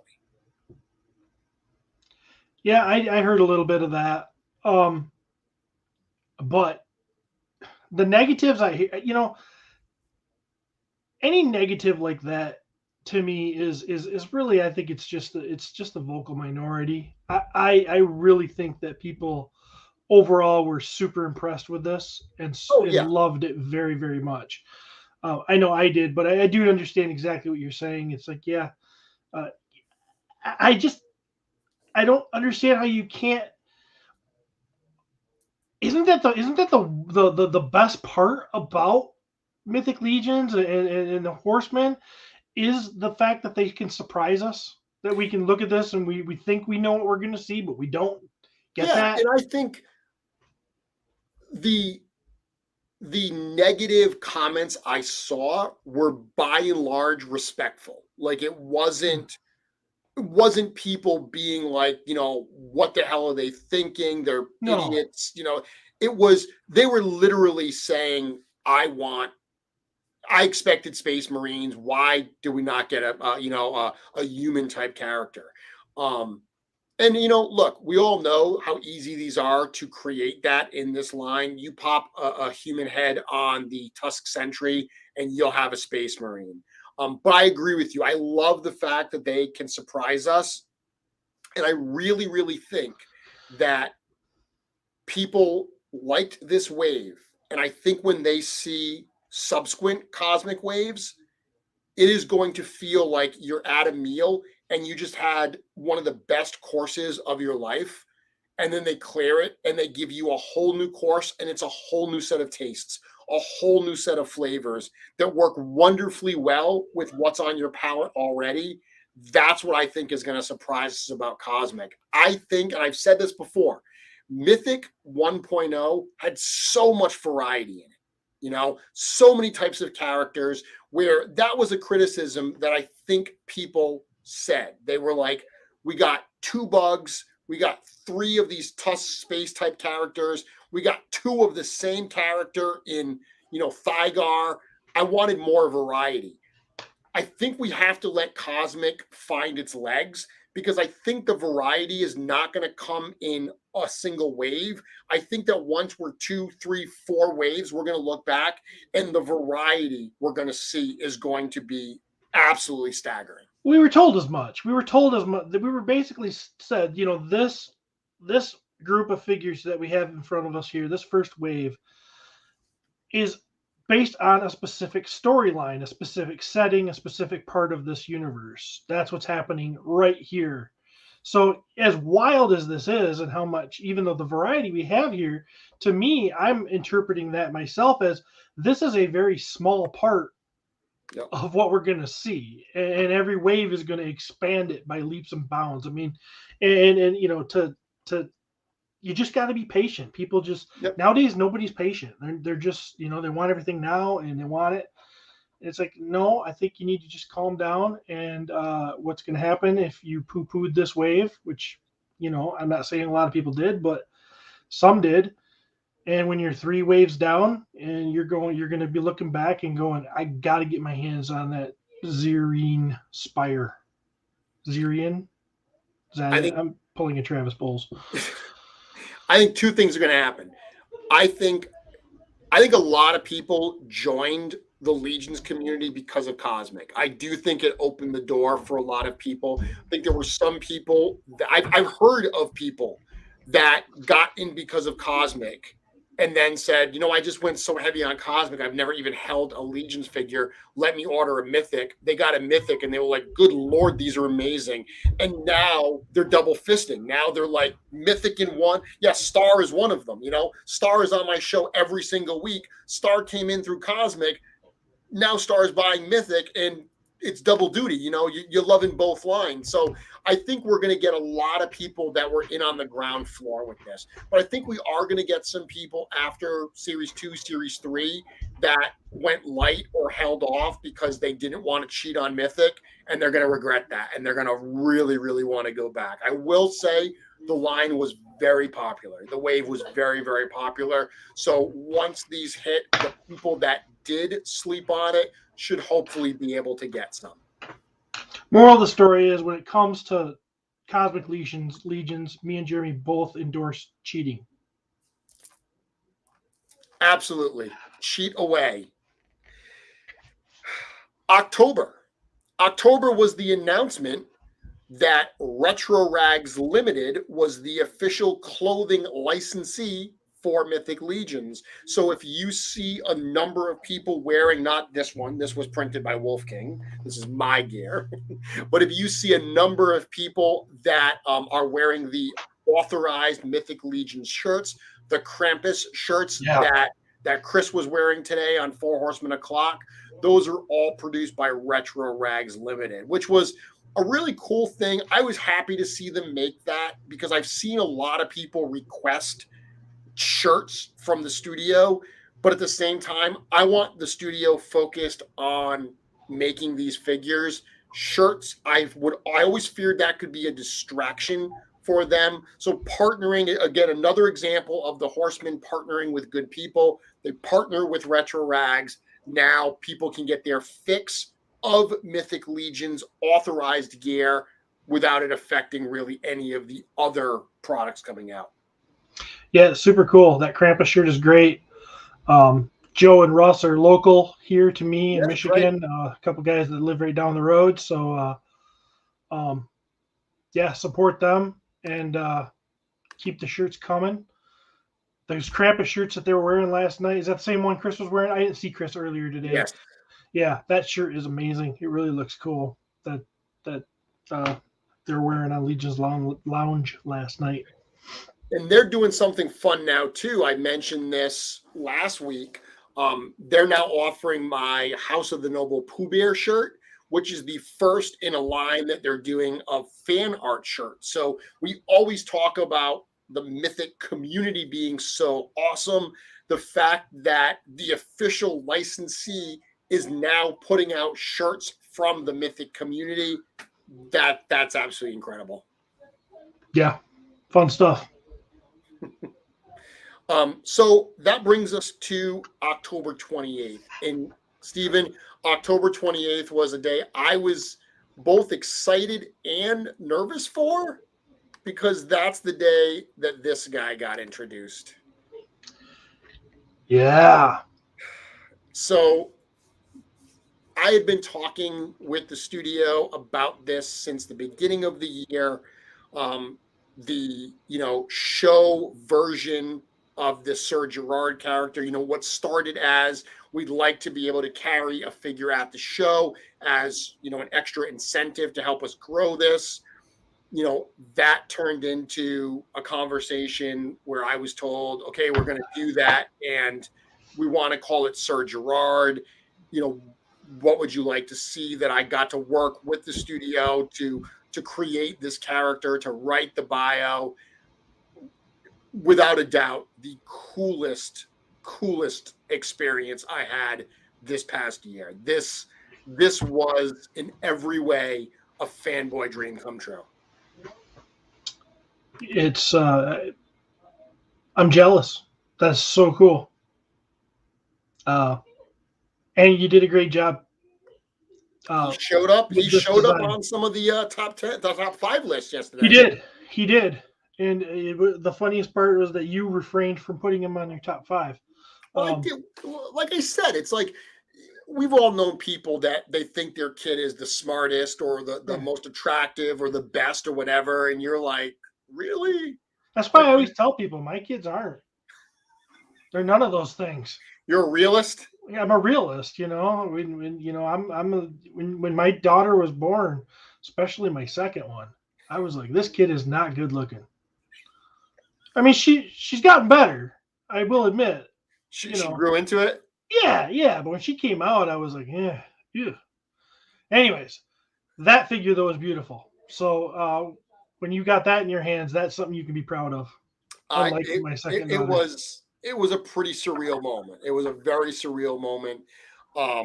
Walter last night on the show talking about being at LegionsCon, talking about running around with me and handing them out and selling them. That is a moment I will never forget. So that announcement of Sir Gerard, that kicked off the announcement of Mythic Weekend. Steven, great way to end the year. This was, November 11th through 14th. That was, literally intern for a day, G-Con, Poxis, ToyCon, and then LegionsCon. I mean, we've talked about this at length. I don't know what more we can say, but it was such a big part of the year that we can't not talk about it. Highlight of my year. That trip was, for a number of reasons, I think the highlight of my year. The people I got to meet, being at the studio, the way that seeing all the work there, all the stuff that the other artists and the other customizers had there, the way it infused me with so much creativity that I'm still running off that fuel. Like when I come, I'm still customizing now with fuel I put in the tank over that weekend. Yeah. And it was, a couple months ago now. Yeah. Or no, it was last month, I guess. But anyways, yeah. So yeah, I don't know what to say either. I mean, we've talked at length, like you said, but I was talking to Walter. I was talking to Walter earlier today, and hearing him talk about it last night on Legion's Lounge brought it all back again, and it was just like another infusion of that energy. Plus, knowing that I got to talk to you about this tonight, it was absolutely incredible. I mean, you coming to you, so you show up at the studio. So I said that I had a moment to talk about me hugging you. Mm-hmm. For those that weren't there, we had a private moment, Steven. Mm-hmm. But I'm at the studio, and I had been at the studio since Wednesday. This is now Friday. We got through intern for a day on Thursday. Friday, G-Con, literally running around like a maniac before showtime, trying to get everything set up. You guys roll up. You're outside. And Steven, we've known each other at this point for a few years, but have never actually met. Mm-hmm. So that moment where I see Cornboy outside, all of you guys are there, being able to go and see all of you and just give you a hug, give Pete a hug, give Travis a hug. That is another one of my highlights for the year, actually being able to meet my heroes. Your heroes. Never meet your heroes. That's what they say. You didn't let me down. It was great, and that standing in the doorway of the studio. Yeah, and yeah, I don't know what to say. I mean, it actually kind of makes me speechless. I was just like, oh my gosh, and the funny thing is, and I think we've told the story too, is we thought that we were going to get, our group row. was going to get dumped into the intern for the day room, where they were down the hall a little bit. We've talked about this. They were down the hall watching things on a movie screen. And I thought that that's where we were headed. So when we got in and we got to go into the main room and be part of it and everything, I was just like, wow, this is even more than I thought we were in for. And so cool. So cool. What's funny at the studio is, you know, the vestibule that you walk in? Yeah. Like that first little room? Yeah.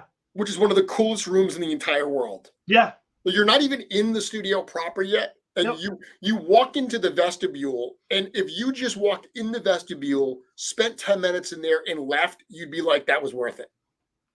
Well, I did spend 10 minutes there because of, boy, should I even tell this story? So you had to have a negative COVID test to get into Yes. this place, right? Yeah. So, and this will be more poignant to people who listen to My Wife's Going to Kill Me. So my line of thought was, hey, we're going to ride in a van with 6 guys for 12 hours. Shouldn't we take these tests before we ride together for 12 hours? Because if we wait to take these COVID tests till we're right in the door and one of us comes up positive, are they really going to want the other 5 in there when they've just been riding for 12 hours with a guy that's positive? Good point. So we get there and we all have our tests. They pick me up in the driveway. Me and Emil Wickman had stayed with me. I say to Pete, I go, hey, why don't we take the test now? Okay. So me and Emil take our tests in the driveway of my house before we even get in the van. And they're negative, obviously.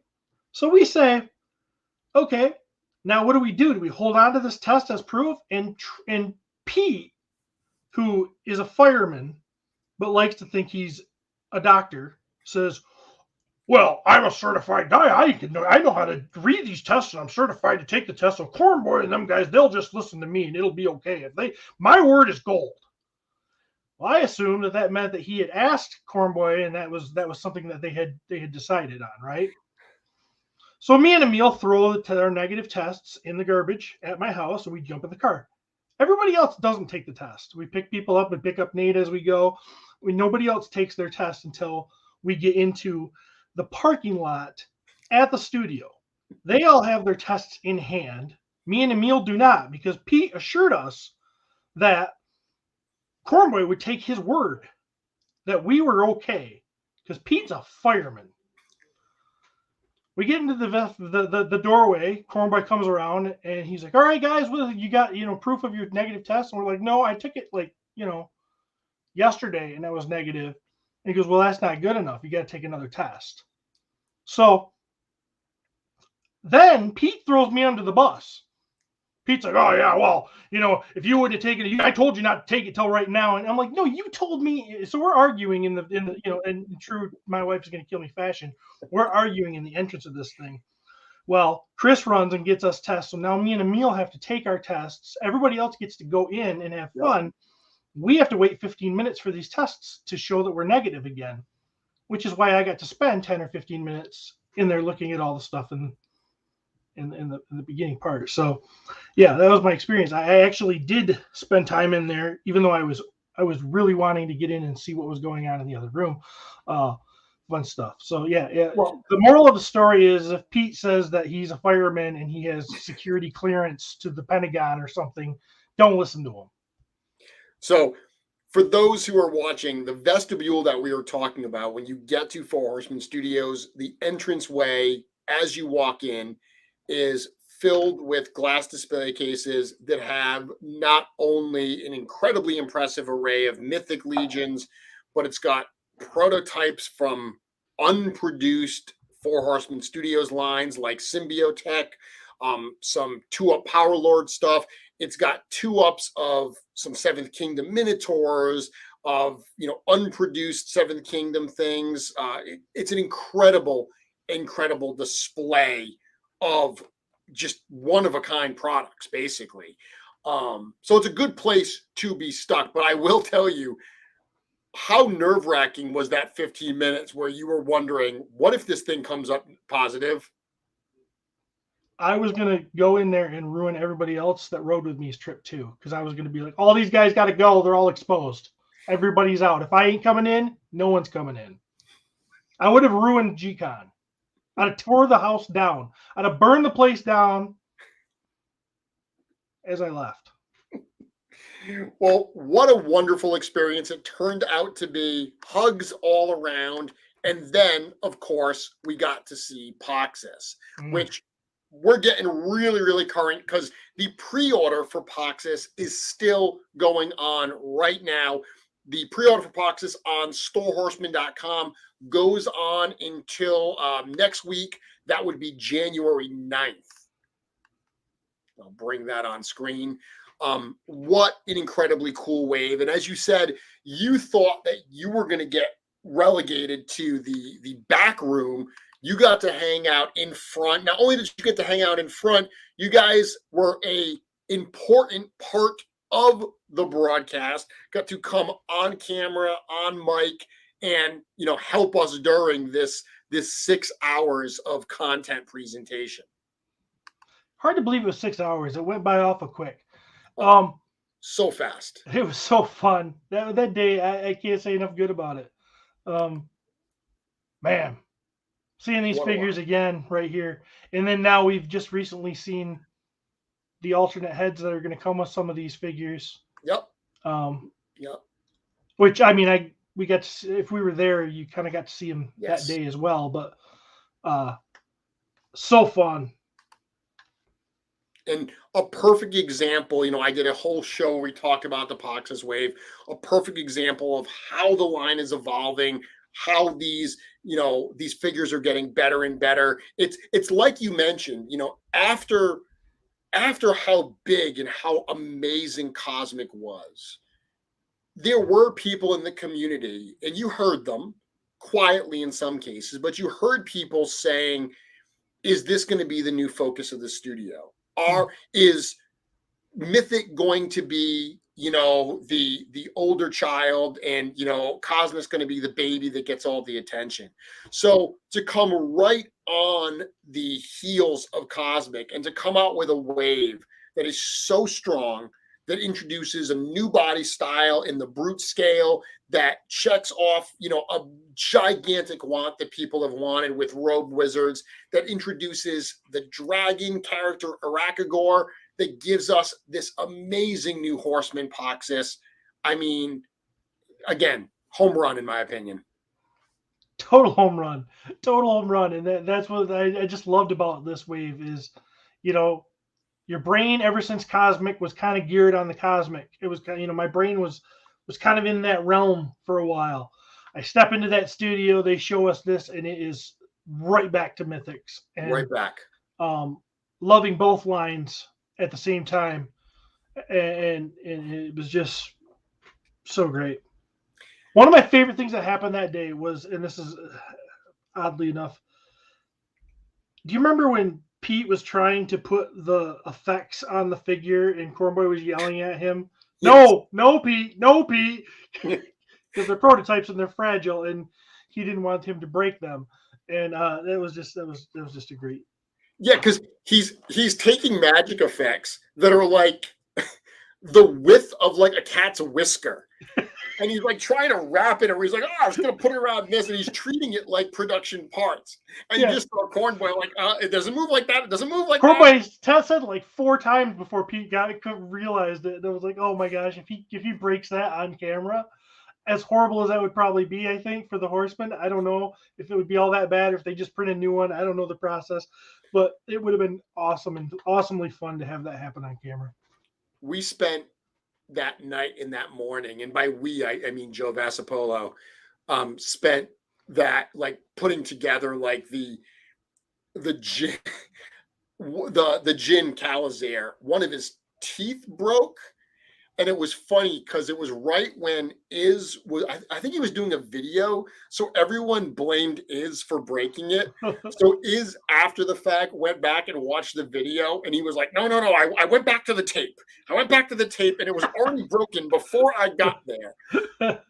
Oh, so funny. So, I mean, Joe was gluing it. That was a big part of what happened Intern for a Day was obviously on Thursday. Thursday night after Intern for a Day, we all went to dinner. When we came back, that was getting ready for G-Con. Part of getting ready for G-Con was just putting together the prototypes again, doing some slight repairs and stuff like that. So even if Pete would have broken it, it wouldn't have been it would have been horrible. Might have actually been fun, a little bit of fun television, I guess. Oh, you would have been great. It would have been fantastic.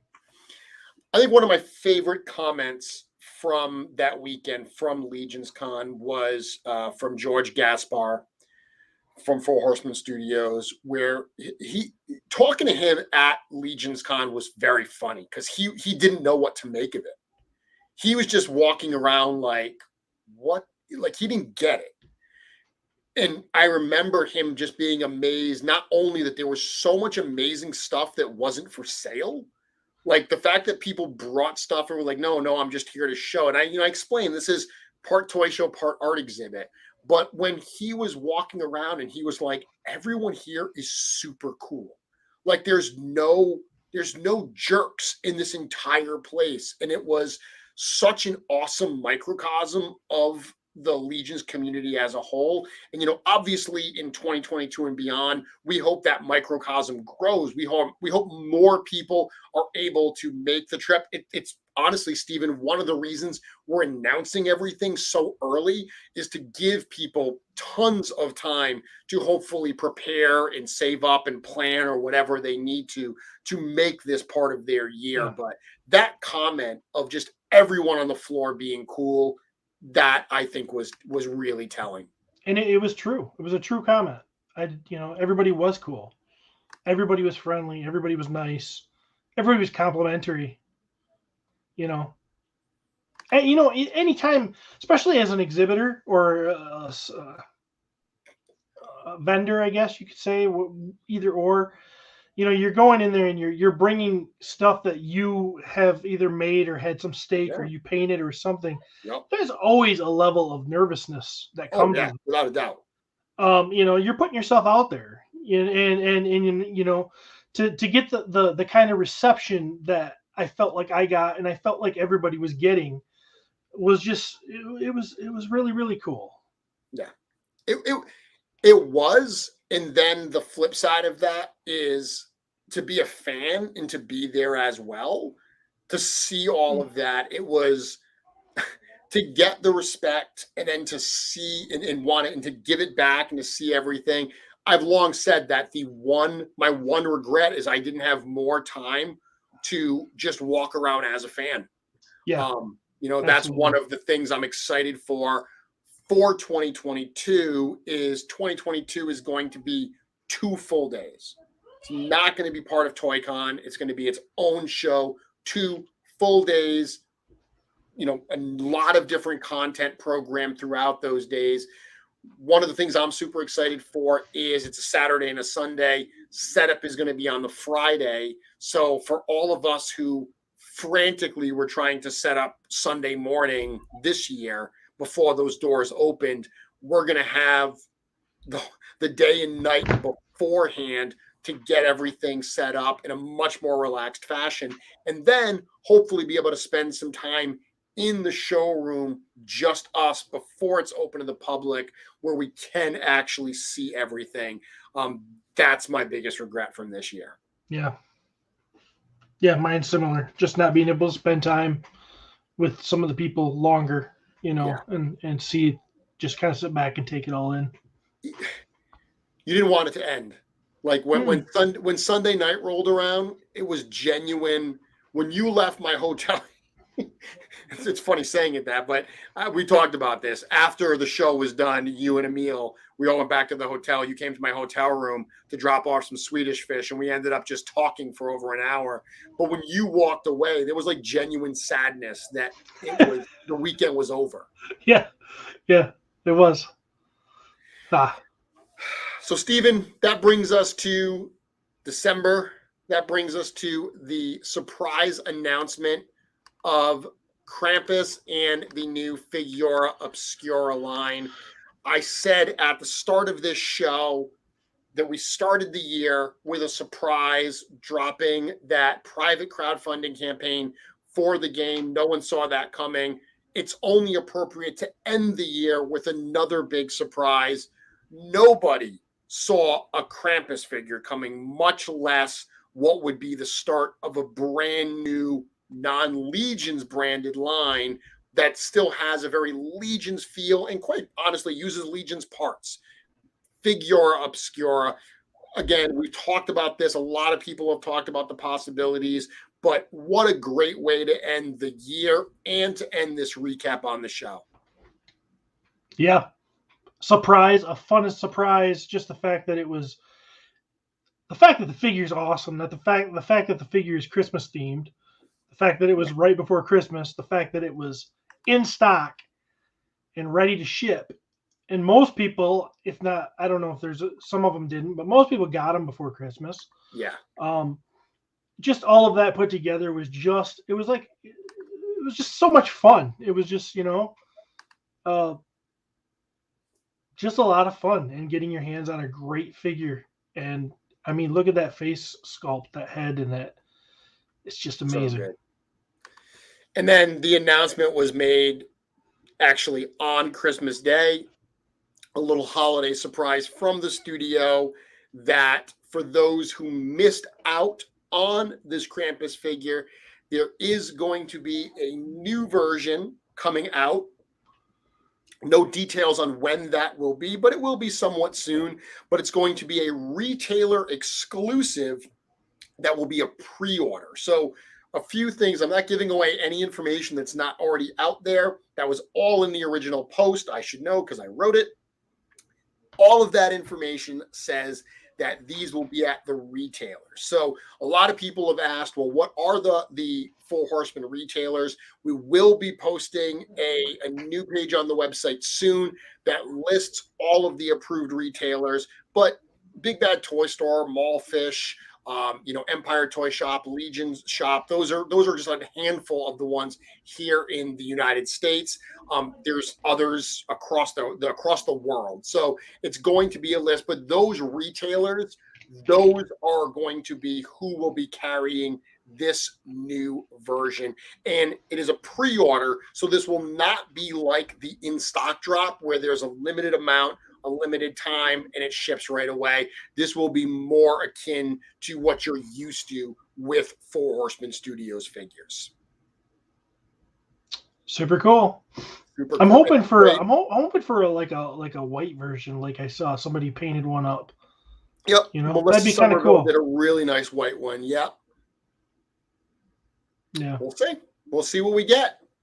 But really cool way to end the year. And again, it opens up such cool possibilities for what we are going to see in 2022 and beyond. So, Steven, we're already going over. We said at the start here that the last time you were on, we went over. 90 minutes is not enough time to contain Sir Gerard and Lord Steven. No, we've got a lot to say, and we do. And I think the way to end tonight's show is, what are you looking forward to in 2022 from the studio and these lines? God, I'm looking forward to. I mean, honestly, I cannot wait to get my hands on that Aeorthir wave. Oh. Some of those new parts that are just, I want to get my hands on them because the figures themselves are beautiful, and I have customs kind of that I want to make that I'm actually just kind of waiting for some of those parts to do. I know. And there's so much to get my hands on those deluxe Legion builders. That is going to open up so many opportunities for me and everybody, and just to see the creativity to continue to grow. But honestly, this is going to sound like I'm not just saying this because I'm on your show, but honestly, the one thing mostly I'm looking forward to is to go to LegionsCon again. Yeah. I agree. I'm with you 100%. We're going to get Aeorthir this year. We're going to get the Lux Legion builders. I'm incredibly excited for that. I'm really excited to see a follow-up to Cosmic this year. I'm excited to be surprised. Are we going to see more Figura Obscura? Yeah. Are we going to see more things we didn't expect to see from that line or others? Those are all things I'm looking forward to. Obviously, we know we're going to see the Fourth Horseman. I'm thrilled to see that wave and what it's going to entail. But yeah, I come right back to where you landed as well. LegionsCon 2022. Because think about that weekend. By that time, we will have seen the Four Horsemen. Yeah, absolutely. The Fourth Horseman. We will. All of this will be, the cat will be out of the bag. We'll have that. And as they announced, that means Mythic Legions is done, right? Not done. I love saying that to Eric. I love being like, so do you know people are saying that? Because he gets so like he doesn't understand it. He's like, I so many ideas. There's so much we have left to do. We got to do this. And it's like, I know, Eric. It's fun to see him just get like, ah. Yeah, it's not going anywhere. I'm looking forward to that. Before we get to that point, one of the things we did announce for LegionsCon 2022 is there will be 2 different show version figure sets that will be available. So I'm incredibly excited to be able to show those off to everybody. That's going to be a lot of fun. There's going to be a lot of build up to LegionsCon 2022, and there's just going to be tons of great stuff from the studio throughout this entire year. 2021, we just went through the list. Amazing year. Hard to think that we're going to top it in 2022, Steven, but I have the full faith in Four Horsemen Studios. I think this is going to be the best year to be a Legions collector ever. Nice. Me too. Let's do it. Steven, you want to leave us with anything? You want to close out 2021 with anything? Thanks for having me. Thanks for being here, Steven. And thanks to all of you for joining us this evening and every Wednesday night. I will be back here next week. Same Mythic time, same Mythic channel, but a whole new year. We're going to kick off 2022 with the first Mythic Conversations of the new year. Keep this vibe going. Keep this positivity going. Thank you to everyone for everything that you do for the community as well. Until then, I can't wait for that conversation. Good night, everyone. Night.